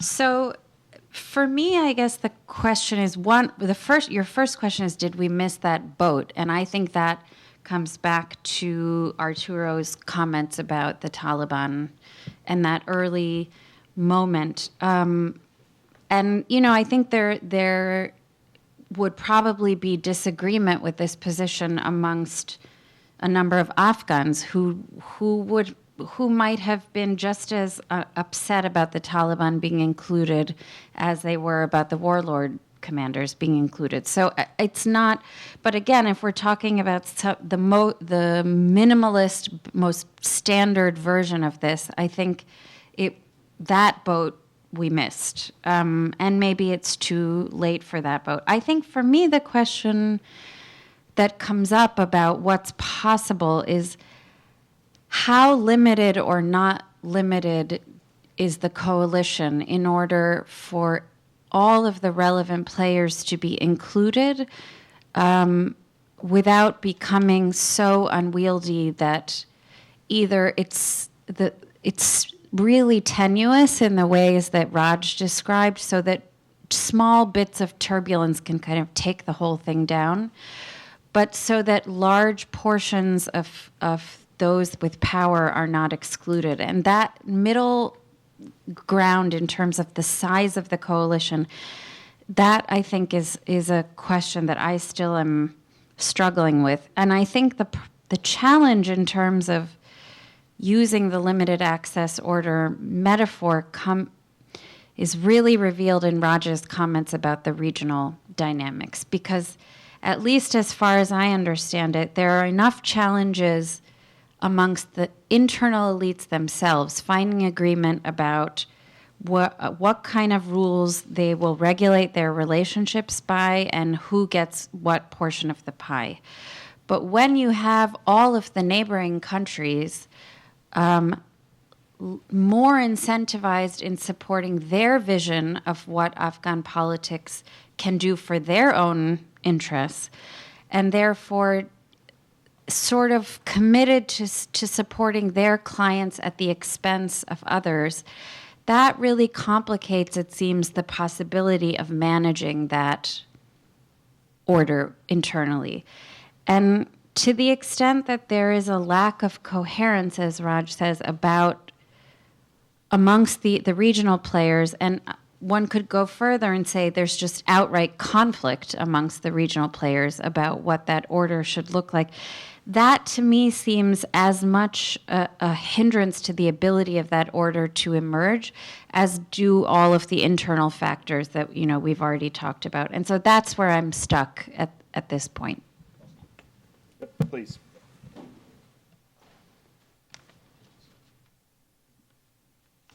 Yeah, can you hear me okay? No. Can you hear me without the mic? Yes. Okay, so we don't need it. Oh, okay, let me. Raj, let me give you No, it's okay, let me just go up here. Okay. Stand next to Austin. So there are two parts to the question, right? I mean, I think Deepali is absolutely correct to provide a corrective to how we've conceptualized the Afghan state in a solipsistic kind of manner. But this intricate arrangement that she describes requires a perception that the patron who doles out the patronage and who moves people around from one governorship to the other has the legitimacy and the political staying power. And so if the balance of forces on the ground shifts further against the Taliban, these self-interested actors will begin to make their own calculations. And I don't know what those calculations will be. But quite apart from that, so I've bracketed the Taliban so far. Your question doesn't ask the really important one, or maybe it implies it. What do you do about the Taliban? Is this open access state accessible to them? And under what conditions would a Taliban that refuses to disarm? If I were them, I wouldn't disarm because I wouldn't trust my adversaries. Would they be able to have access to this kind of state? Can there be a meeting of the minds between them and the current government on what kind of state? I don't think, to the extent that I've followed Taliban pronouncements on this, that we're anywhere near that. And then finally, can the Taliban come with an open mind, and will the Pakistanis give them enough running room? Remember what happened to Mullah Abdul Ghani Baradar when he tried to do some freelance diplomacy, shall we say. He was not heard from for a while. Austin? Yeah, jump in. One other thing, and I would this is a secondhand thing, but I know Thomas Barfield's work on Afghan politics makes a point that's drawn straight out of Sam Huntington, Politics and Order in Changing Societies. And he basically says what goes wrong in this War of the Roses and makes it uncontrollable is the expansion of political franchise. That is, once you add political participation by not just the elites, but people outside of court politics, it becomes immeasurably more violent. And so I think that adds yet another twist to this thing, that to the extent you bring popular participation in, and yet you can't get to what we see as Western institutions, and you have this perpetual contestation by external parties, by internal parties, it just does seem like a recipe for perpetual civil war. Sure. I don't know. So I want to build on Jack's question real quick and take moderator's privilege. We've talked, several of the speakers have talked about the sort of counterfactual of had Colin's Act 1 gone a bit differently in terms of our willingness to negotiate with the Taliban that, as Arturo said, was decimated. And so I want to press Arturo particularly, but all of the speakers to play that counterfactual out a little more, because I think you're right. There was clearly a real opportunity for Mullah Omar to come back and live under the protection of Mullah Naqib. But I wonder how durable, given all of the other factors we've talked about, that peace settlement would have been. It surely would have lasted a few years, but for the reasons that people have pointed out about Pakistan's interests in terms of controlling the nature of the Afghan state, they would have always had an incentive to meddle.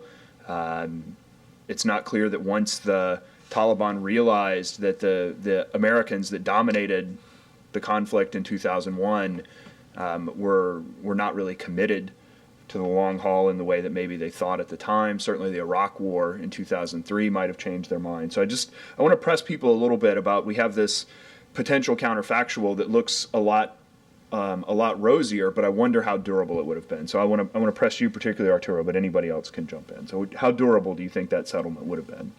Sure. Can you hear me? Do I need the mic? He needs the mic for recording. Oh, is that it? Oh, let me. Pass this one. This one's working. Oh, is it working? Okay. It is? This works? Yeah, there you go. Wow, I can hear my booming voice. Yes, let's talk about the negotiations, because I've been pushing for that always. I mean, even when I was there. And it's actually a useful exercise. Well, okay, what if they had done it? That would be interesting. That's actually this is an exercise for analysts, to avoid intelligence failures, This is one of the standard exercises. Why don't you alternative hypothesis? Why let's just say, okay, we signed the peace deal, then what? Mullah Omar, comes to Kandahar. So before I go into the what if piece, this raises another issue that's been studied, and there's been some articles on it, which is the big question a lot of American military commanders, have after their one-year tour, but they realize, the Afghans don't keep their agreements. We make an agreement with a village elder to do X, Y, Z. And then we give him the money or what, and then we realize he's not doing the deal. What's wrong with these people? And the answer is, well, because they view deals in a different way. And it's not that they have no scruples. I think they do have a highly developed set of scruples, but they're different from ours. And one way to interpret it is, I'm not saying I ascribe to this theory, but it helps explain it. The difference between a contract society and an honor society. Have you guys seen that dichotomy? In a contract society like ours, we like written contracts, and then we adhere to them, because as Abraham Lincoln said, we are a government of laws, not of men. Well, no, Afghanistan, it's a government of men. Now, here's when Afghans keep agreements. The agreement is not something written in stone or written in paper, all right? It's a continuous, it's a living thing. It's a relationship. That's the agreement. And it's constantly changing, you're constantly modifying, depending to your self-interest. Now, if it's in your self-interest to adhere to the agreement, then you adhere to it. But if your self-interest changes, if conditions change, well, then you're an idiot if you adhere to something that doesn't make any sense anymore. So the issue isn't what's written or what was agreed upon 6 months ago. It's what the situation is now. And if it makes sense, then you continue doing it. If it doesn't make sense, you don't. So with that as a background, do I think, what could have happened? I think that some Taliban would not have adhered to the peace agreement. The war would have continued. However, the war, I don't think any peace agreement would have stopped all fighting. And by the way, I think that also about Colombia right now with the FARC. No matter what agreement they make, I'm just assuming some FARC comandantes are going to continue up fighting because it's in their interest to do so. Now, in Afghanistan, the issue is the scope of the fighting, the scope of the insurgency. I think it could have been greatly reduced, by peace agreements. And now another huge issue at the time, which I think has kind of been overtaken by events, but I think is still valid.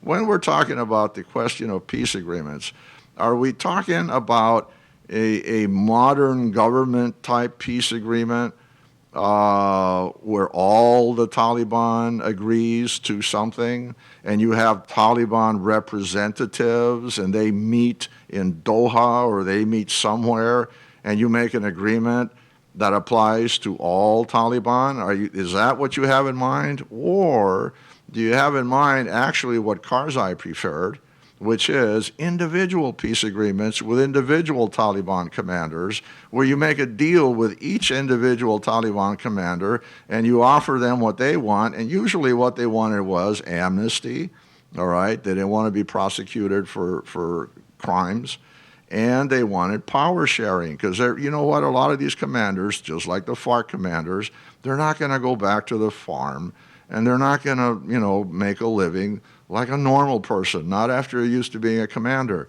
And they want power sharing. And in a lot of places in the South, I think it makes sense that they have power sharing in those areas where they are from, where it's their tribe, their village, because you've got Taliban who are not from the area. See, the Taliban make big distinctions. Taliban that are, from the area, that from the tribe, and what they call Pakistani Taliban and Chechen Taliban and foreign Taliban. That's a different set of people. But what Karzai was trying to do is make individual peace agreements. Now, the Taliban leadership saw that as very dangerous because it could pull away a lot of their people. Now, I think if you had made these individual peace agreements and enforced it and kept it, I think you could have had a diminution of violence, although you're never going to eliminate it all. Thanks. Raj, you wanted to? Who asked the question? I can't remember. I did. Oh, you did. Right. Okay. The teacher did. I don't think we'll know the answer because it's a counterfactual. Yep. But my feeling mirrors Arturo's. You wouldn't have ended the war, but you might have sowed enough disunity within the Taliban and siphoned off enough powerful players to make the insurgency much more manageable. But if you looked at the process through a contract process rather than an honor process, elided the importance of Pushtunwali, you wouldn't have gotten very far. You would also have to do something more cosmetic, and here the experience of Iraq is very important. We put enormous pressure on the Shia-dominated government to accommodate Sunnis, and they've done no such thing, and now you have this war raging that is very difficult to stop militarily. So it's important to remember that the Taliban are not fanatics who are just killing people for the sake of killing people. They are Clausewitzians. They have a particular aim in mind, which is at minimum to be substantially represented in the Afghan state under safe terms, amnesty, and to set the stage for the withdrawal of foreign forces. Now, there is the question of enforcement, but I think the more substantive the terms of access were, you make them stakeholders to some degree. Would there have been defections? Possibly so. You also have to face the problem of how the Pakistanis and the Tajiks would look at this process. I suspect they'd be somewhat less enthusiastic about it. But I conclude on this pessimistic note. We've not only missed the bus, we've also missed the train and the plane and the hot air balloon. And the donkey cart and the hot air balloon and the bicycle, because the time to do this may have passed because there is a sense in the Taliban leadership, both the pragmatists and whatever, that be it having a good power sharing agreement or be it capturing the Afghan state, that the wind is now at their back. They may be wrong, but as long as that perception holds, they are going to be taking a much tougher line on a power sharing deal. Colin, DePauli, either one of you want to? Okay, Kim.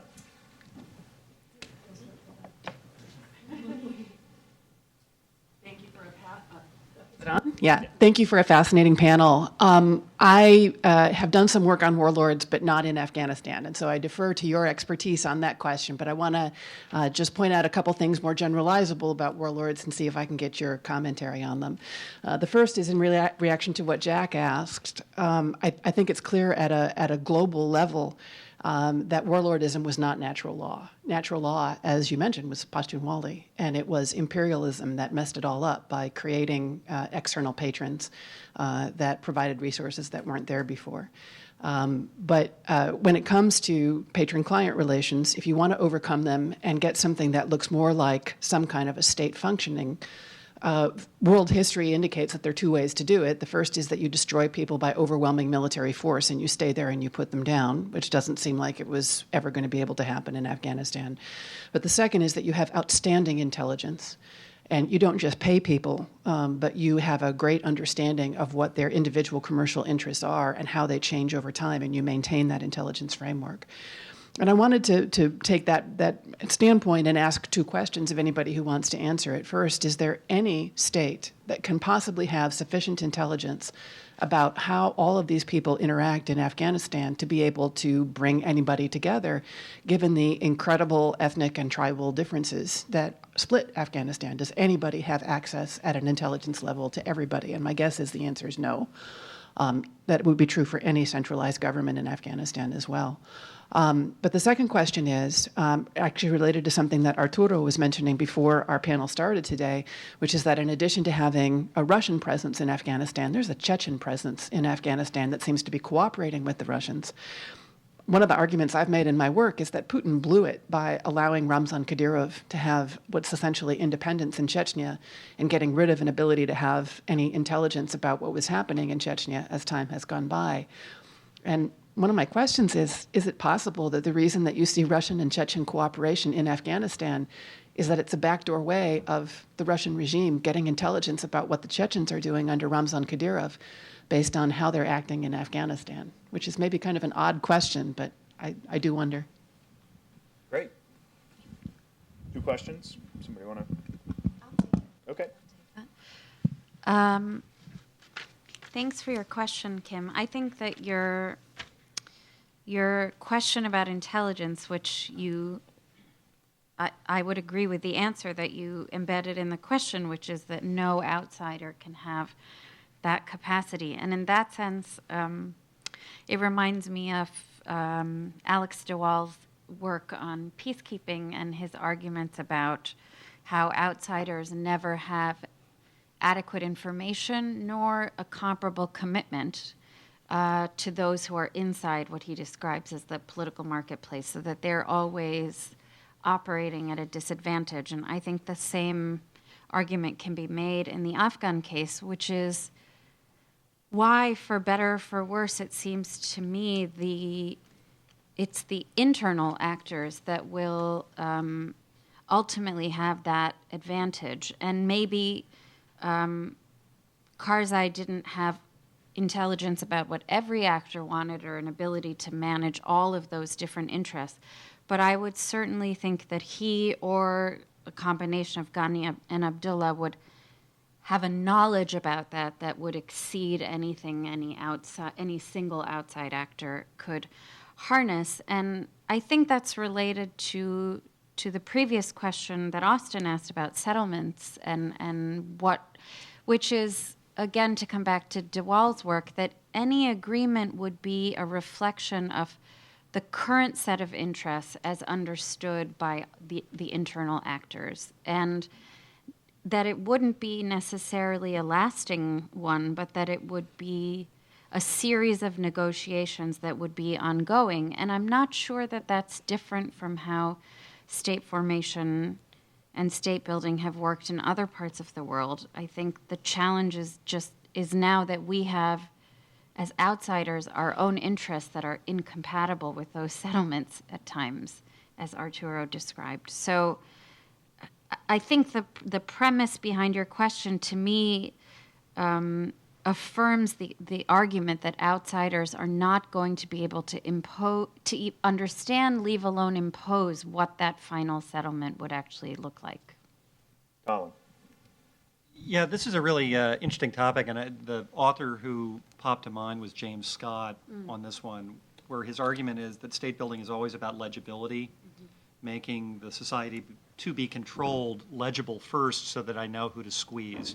You know, who owns what land is a necessary question if I'm going to extract tax revenue. If the village can say, well, it's all our property, the state's project for extracting resources becomes impossibly difficult. And I think about it in both terms, you know, are the Afghans capable of understanding sufficient intelligence to manage a political order? And I tend to come down with the poly, I think, on this, that the system of working through subordinate clients in the Afghan system, warlords, strongmen in these areas, is the simplifying institution. That you're delegating to them the requirement to manage their affairs at the local level, and therefore you have a manageable set of alliances that you, Karzai, or you, Ghani, can orchestrate. It doesn't make it easy, but it makes it at least within the realm of the possible. And that's a very different project, I think, than the American project. So I watched a good friend who I had probably set on this horrible course. I said, you know, what you should really ask in this village is who owns what land. And he did this in a village in Naray in Kunar. And he said, oh boy, they were okay with the Americans hanging out in their little fortress and occasionally patrolling. But when you start asking who owns what, oh, people got very upset. You know, well, I can't really tell you who has the nice house on the hill. And it turns out all sorts of interesting things were revealed in this process, right? But the Afghan defenses went up immediately because this was an important set of issues that were being discussed, not who's Taliban today in the U.S. counterinsurgency fight. And my sense is it's fascinating, one, how difficult it was when we started asking about substantive power issues to get information, but two, how quickly we diverted into things we cared about more. When I was there in 2011, we had the head of our intelligence group was very capable guy, super capable, but he said, my job is to deal with Al-Qaeda and Taliban enemies, period. I don't want to talk about anyone who doesn't go into those categories or make those lists. At the time, General McMaster was there running the counter-corruption crusade. And one of the virtues of his effort, and there were some real problems with it, but one of the virtues was he said, hey, look, there's not much that separates the people we're labeling as enemies with people who are actually in the government. And he said, we ought to shift our intelligence focus to look at white and gray actors so that we understand what's going on in these coalitions. Boy, the military intelligence apparatus refused to do work on that. That's not my job. And I don't know if it was because they were recoiling at the difficulty of it, how sordid it would become if you started trying to figure out how different people in the government were connected to people in the insurgency or in the drug trade. But it was fascinating how quickly the U.S. veered in what it sought to collect into its comfort zone rather than into the sort of power politics that everybody on this panel has been talking about. You know, it's not about what the Americans were up to. It's about what were the Afghans doing while we were entertaining ourselves. Yeah, and I'll just say that even, I think, varied because when I was in Iraq in 2007, 2008, it was different. I mean, I was basically a power politics analyst for Anbar province, so I think even that varied. But to Colin's point, it was the military intelligence apparatus was very unwieldy for collecting what you wanted to know. So I'll just throw out one anecdote. One thing that funded quite a lot of enemy operations was the sale of cars, right? They would steal cars, they would do all these different things. Trying to get military intelligence to collect on something that isn't even an intelligence question, it's just how does the car market in Anbar province in western Iraq operate, was really challenging, to where I was writing collection requirements for drones to look at car dealerships. It's like, this is not, why didn't somebody just go talk to somebody? And you know, it's kind of to Arturo's point about, you know, if you got to have a 3-vehicle convoy with multiple crew-served weapons and body armor just to go talk to a car dealer, it ain't going to work very well. So I think you're right. Even when there's not resistance, the system is just not really set up to do this thing. Please. Let me make a comment on the warlords. You know, there's been a lot of thinking about that, and there's some literature on it. But yeah, I mean, you mentioned the point that warlords are not. I think you said natural, but I think the better word would be traditional.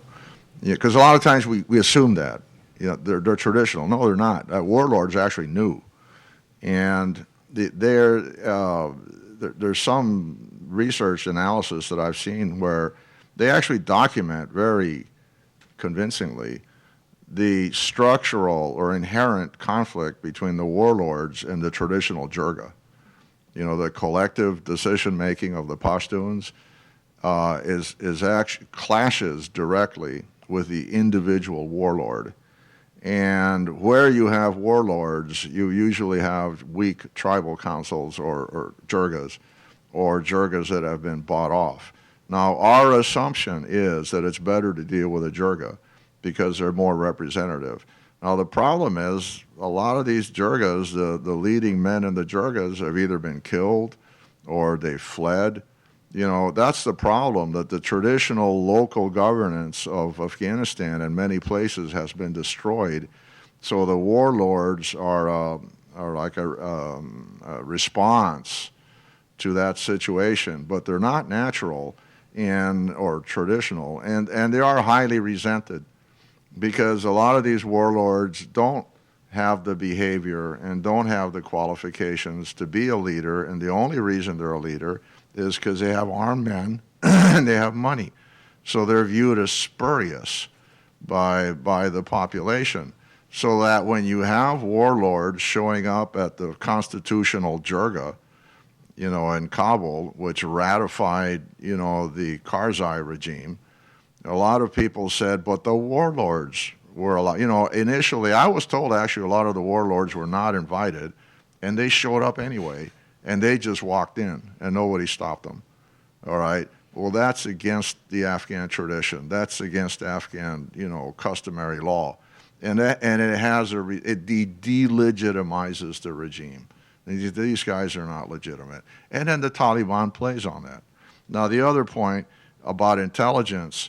Insufficient intelligence? No. How about wrong intelligence? I mean, let's go all the way. Let's do full frontal nudity here. It's just wrong, all right? Yeah, sure, it's insufficient, but the thing is, as a former intelligence analyst, this is closely held. Don't share this outside of the room. But my career began as an intelligence analyst. I'm trying to get over that, like suppressed memories of childhood abuse. But then I became an operations officer. But anyway, if you're an intelligence analyst, you never have enough information. You never have everything you want. That's just the way it is. Now, in Afghanistan, the problem, I would say, is actually different. It's you get wrong intelligence because your sources. Now, you made a comment about the commercial interests of the sources. Sure, of course. But there's another dimension to it, was the tribal, the sub-tribal, the clan interest, because a lot of the information you get is shaped by the loyalties and the assumptions and the objectives of your source. And one of our big failings in Afghanistan is that we did not understand that whole tribal world and sub-tribal world and clan world of intrigue, of competition, of rivalries and everything else, and how that affects what they tell you about somebody else. Where they say, oh, sure, he's Taliban, because we know as soon as they say that, that's the magic word. We're going to target that person unthinkingly. He's Taliban. That's all you have to say. And you get rid of your cousin. The Tarbur Wali, the law of the cousins. These guys are your rivals. It would be an interesting example how many Taliban people that we targeted in night raids were somebody's cousin, the source of the cousin, the cousin of the source. Yeah. Made my point. An actual anthropologist of Afghanistan, David. Yes. These have been great talks and really stimulating. I'm going to throw out just some ideas based, and bear with me. One is on the idea that warlords are not traditional. I think that's true to an extent, at least the degree to which it's become apparent in the last decade or so. But I think there's always been a tendency or a tension in Pashtun society toward the jirga and the individual who rises above. And I think this relates to Kim's point that when there are new sources of revenue, that can change the dynamic in the favor of one person emerging as a Khan. And I refer back to an article that another anthropologist, John Anderson, wrote back in 1978 about his experiences with in Gilzai in Ghazni province. And John talked about how the advent of tractors allowed some Khans who had access to those tractors to harvest new lands that had not been exploited in the past, and it completely changed. I remember that. I read that. Yeah. Yeah, it completely changed the dynamics. Now they weren't warlords, but it did skew the balance in the favor of the individual versus the community as a whole. So I think that's a kind of a. So while what's happened with the advent of heroin and development assistance completely, changes it to a whole nother level, that tension is still inherent in the in Pashtun society between the individual. Well, but now that you bring up Hans, that's a whole other issue we haven't even discussed. In terms of the social dynamics, which again, most people that we go in there doing counterinsurgency are completely oblivious. At least when they show up. Well, and warlords, in a sense, are Khans on steroids. And I wanted to let me throw a few things out to Colin.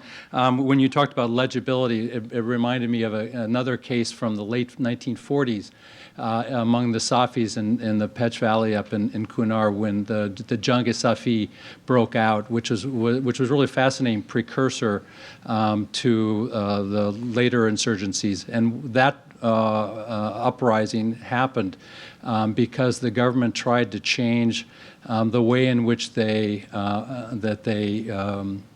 took recruits for the military from where the village itself or the tribe itself decided who was going to go to what they called nafus, where it was based upon population.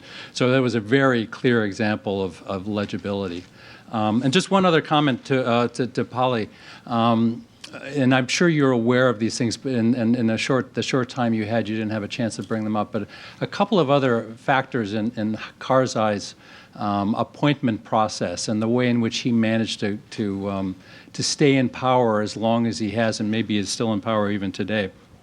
And one is the way in which he also, in making those appointments, also in some ways crippled his own administration. And I'm thinking particularly of the Interior Ministry and the loss of people like Ali Jalali and others who were capable men who eventually left the government because Karzai abrogated to himself so many of those appointments.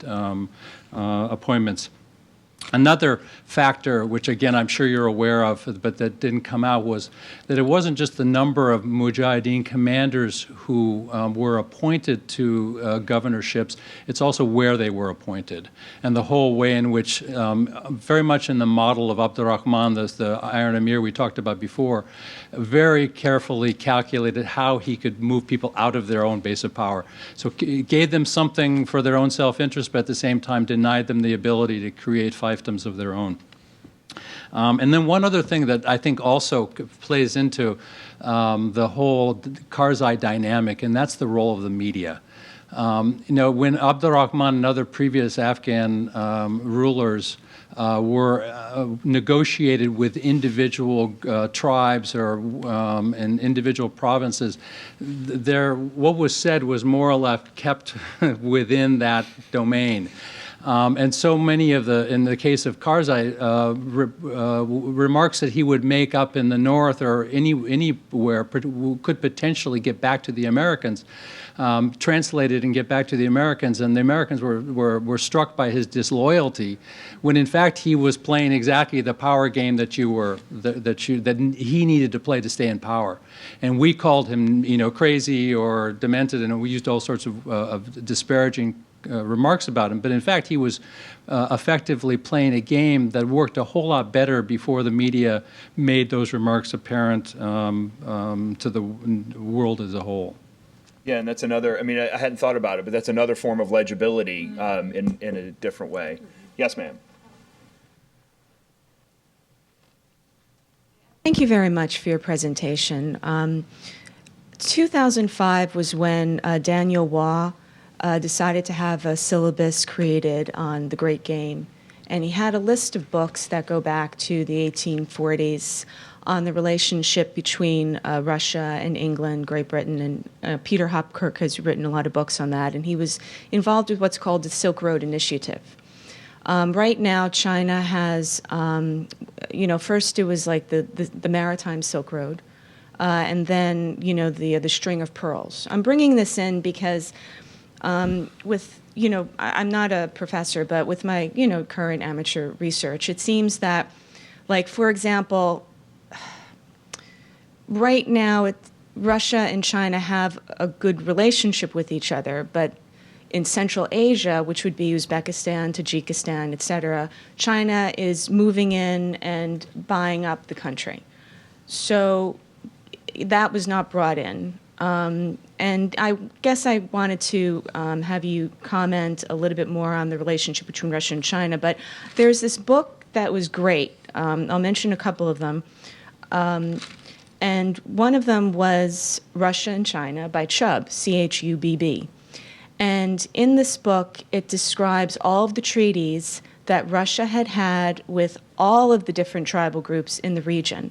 And this was at the time that they were moving more towards the east. There's this march towards the east.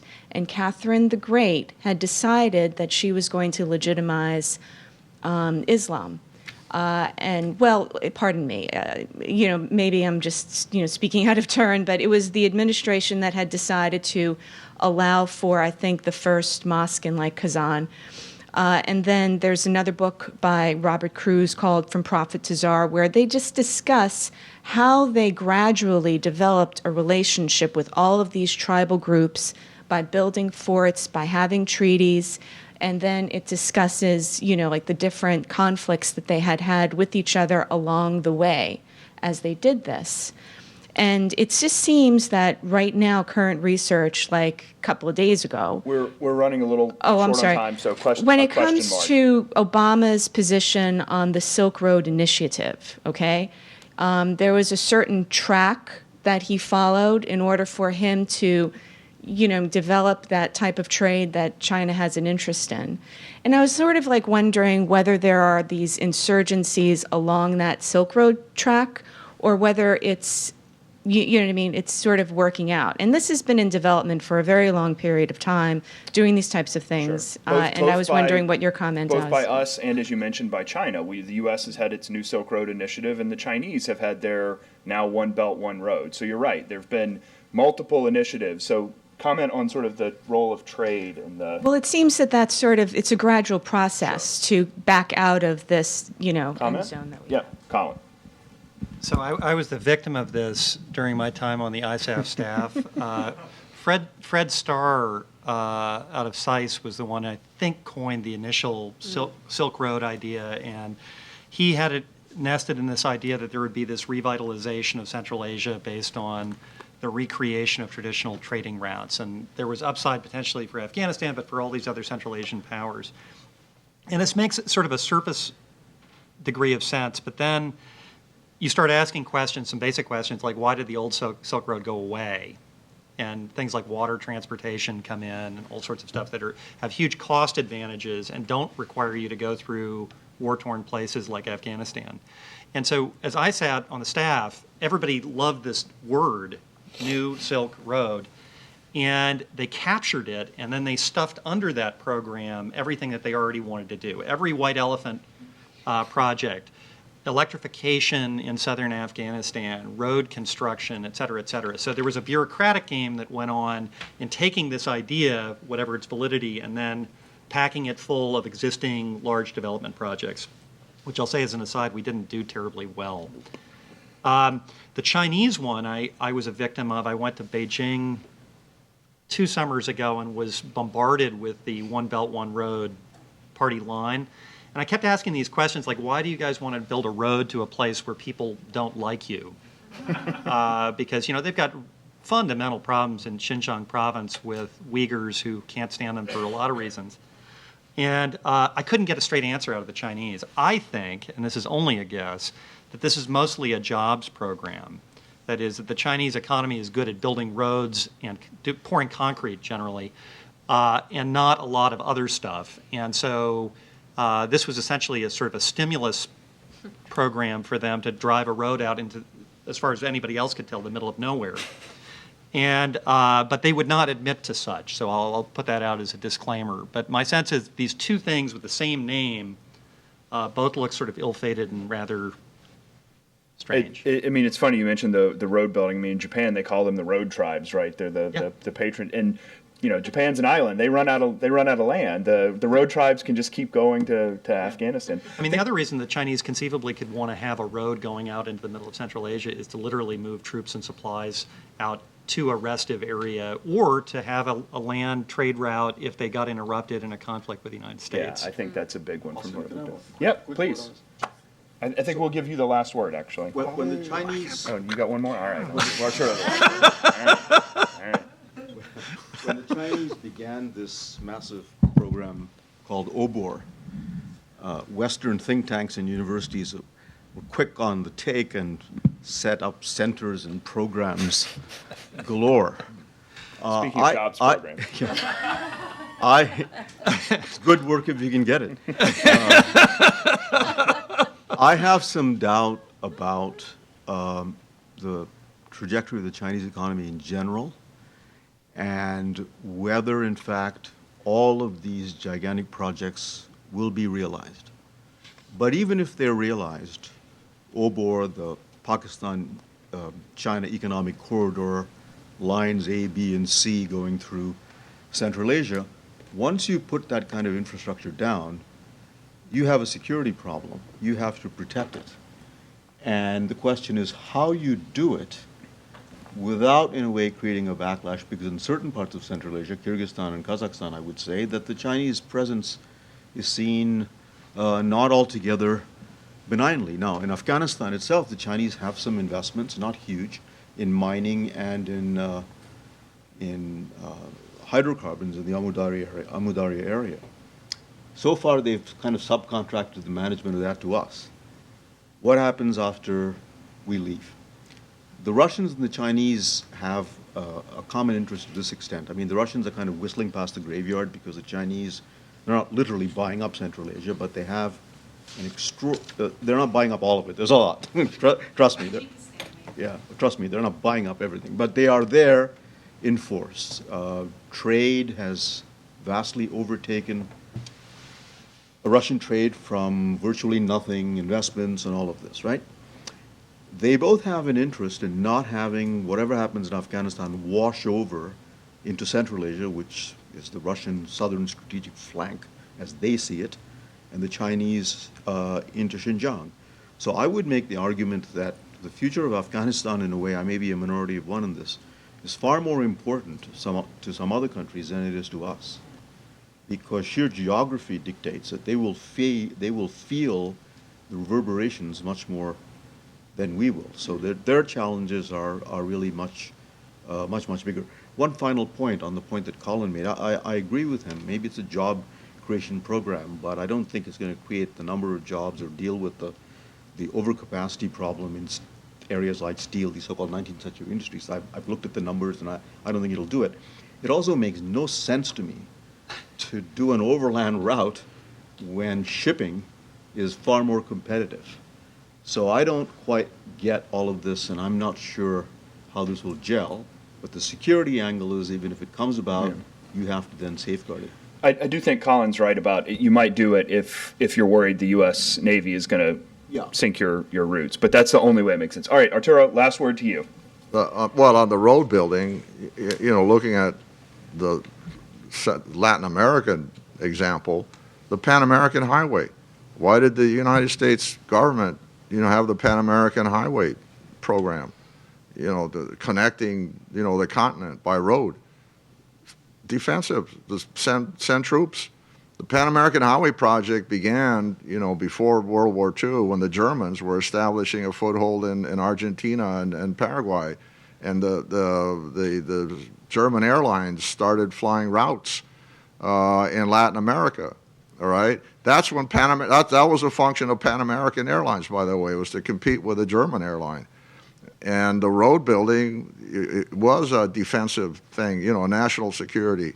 Of course, they didn't say that. All the justifications are trade, travel, and so forth. Another Latin American example, the Transandean Highway in Venezuela, built by the dictator Juan Vicente Gomez. Exact same question that we just asked today. Why build a road where people don't like you? Because they don't like us. And we want to send troops. And you either send them hiking up the mountains, or you build a modern road and they get there faster.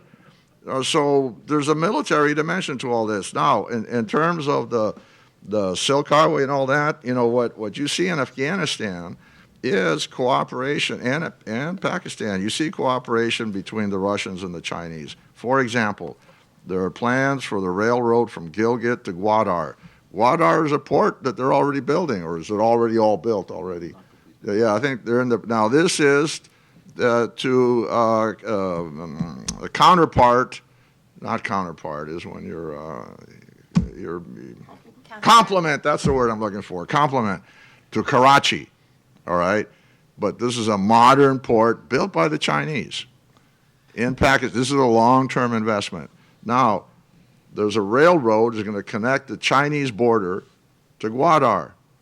All right? Now, this is a profound geostrategic implications. All right? You're now connecting China to this port. All right? Who's financing the railroad? China. Who's building it? Russia. All right? Now, I remember in the old days the Sino-Soviet split. I'm actually that old. All right? Things have changed. The Russians and the Chinese are cooperating because of their own interests. The mining sector, my understanding, I haven't followed it closely. I think some of you guys probably much more up to it. But doesn't China have a lot of concessions? And haven't they paid for a lot of concessions in Afghanistan? One mine. One mine? Only one. Well, they have more concessions. They're just not mining. That's the thing. It's to Raj's point that they want to see how things shake out. That's my understanding. Okay, so and to finish the point, there was something about the Chechens that I didn't finish. There's a letter that was sent to Karzai from the Afghan representative of the Islamic Direct Investment Fund, where they actually propose all these projects. One of them is an Islamic transport company. One is further development of the mining industry. They're going to have an Islamic pharmaceutical company. The Saudis are behind this. The Islamic Direct Investment Fund is Saudi Arabia, United Arab Emirates, Kuwait, Bahrain, $50 billion, all right? $16 billion targeted for Afghanistan. Why are the Saudis doing this? Besides Islamic charity that pleases heaven, they want to counter Iranian influence. This is part of the Saudi-Iranian conflict now playing itself out in Afghanistan, because the Iranians have all kinds of interests in Afghanistan and a presence. The Saudis want to counteract that presence. You want to say something? All right. No, but after you're done. Speaking of road building, there is a tandem project that involves the Iranians and the Indians. You start from the ring road, Afghanistan's ring road, and drop down to Dilaram and Zaranjan to Chabahar. If you look at the map, it's clearly an effort to reduce, if not eliminate, certainly reduce Afghanistan's dependence on Pakistan for an outlet to the sea. And the Indians have found there's a security problem because quite a number of their road workers and construction workers have either been abducted or killed, which is what I mean when you start doing these projects and protecting them. There's a security component that comes about. But let me address that final point, addressing your security issue. This document that I'm telling you about addresses that security issue. It's amazing the way they do it. As part of the projects mentioned by this Islamic Direct Investment Fund, see, what this represents is when you look at the whole document, there is intense cooperation between Saudi Arabia and Russia, all right, in this document. And just to finish, the Turkmenistan, Afghanistan, Pakistan, India pipeline. Now, the Russians have been pushing for this pipeline forever. They were pushing for it when I was there. You know, the whole war didn't faze them. They're still pushing for the pipeline, even during the war. Anyway, the recent war, anyway. But this is right out of this document, all right? The Kingdom of Saudi Arabia is going to be the general contractor for this pipeline. The national, and it just says a national company of the Chechen Republic is going to be a subcontractor. Now, here's the rationale for the Chechens, and then that's my last comment. And I'm quoting from the document. The Chechen Republic has a solid track record of operations in a region with a significant terrorist threat. They don't define which one, all right? Also, the Republic of Chechnya have and you can tell that this is not an English speaker who wrote this or translated it. The Republic of Chechnya commands a highly skilled and competent special force for protection of pipelines, reservoirs, and refineries. Along with the construction of the pipeline, they can also create a training camp for training special units of the Army and police and private units. The special force units could be used in the mining sector as well. So they're proposing, basically a covert action using the Chechens, and I assume if you're using the Chechens, the Russians know about it, or are involved in it, or are using the Chechens as a front group to train the Afghan army and the Afghan police. In other words, the Russians have decided we're going to get involved, but not like we did the first time. This time we're going to do it. This time we'll use the Chechens. We'll use it. Well, but they're going to do it covert. We're going to be like the CIA, our role model. Excellent. Well, with that, let's thank our speakers, and we'll reconvene at 1:30.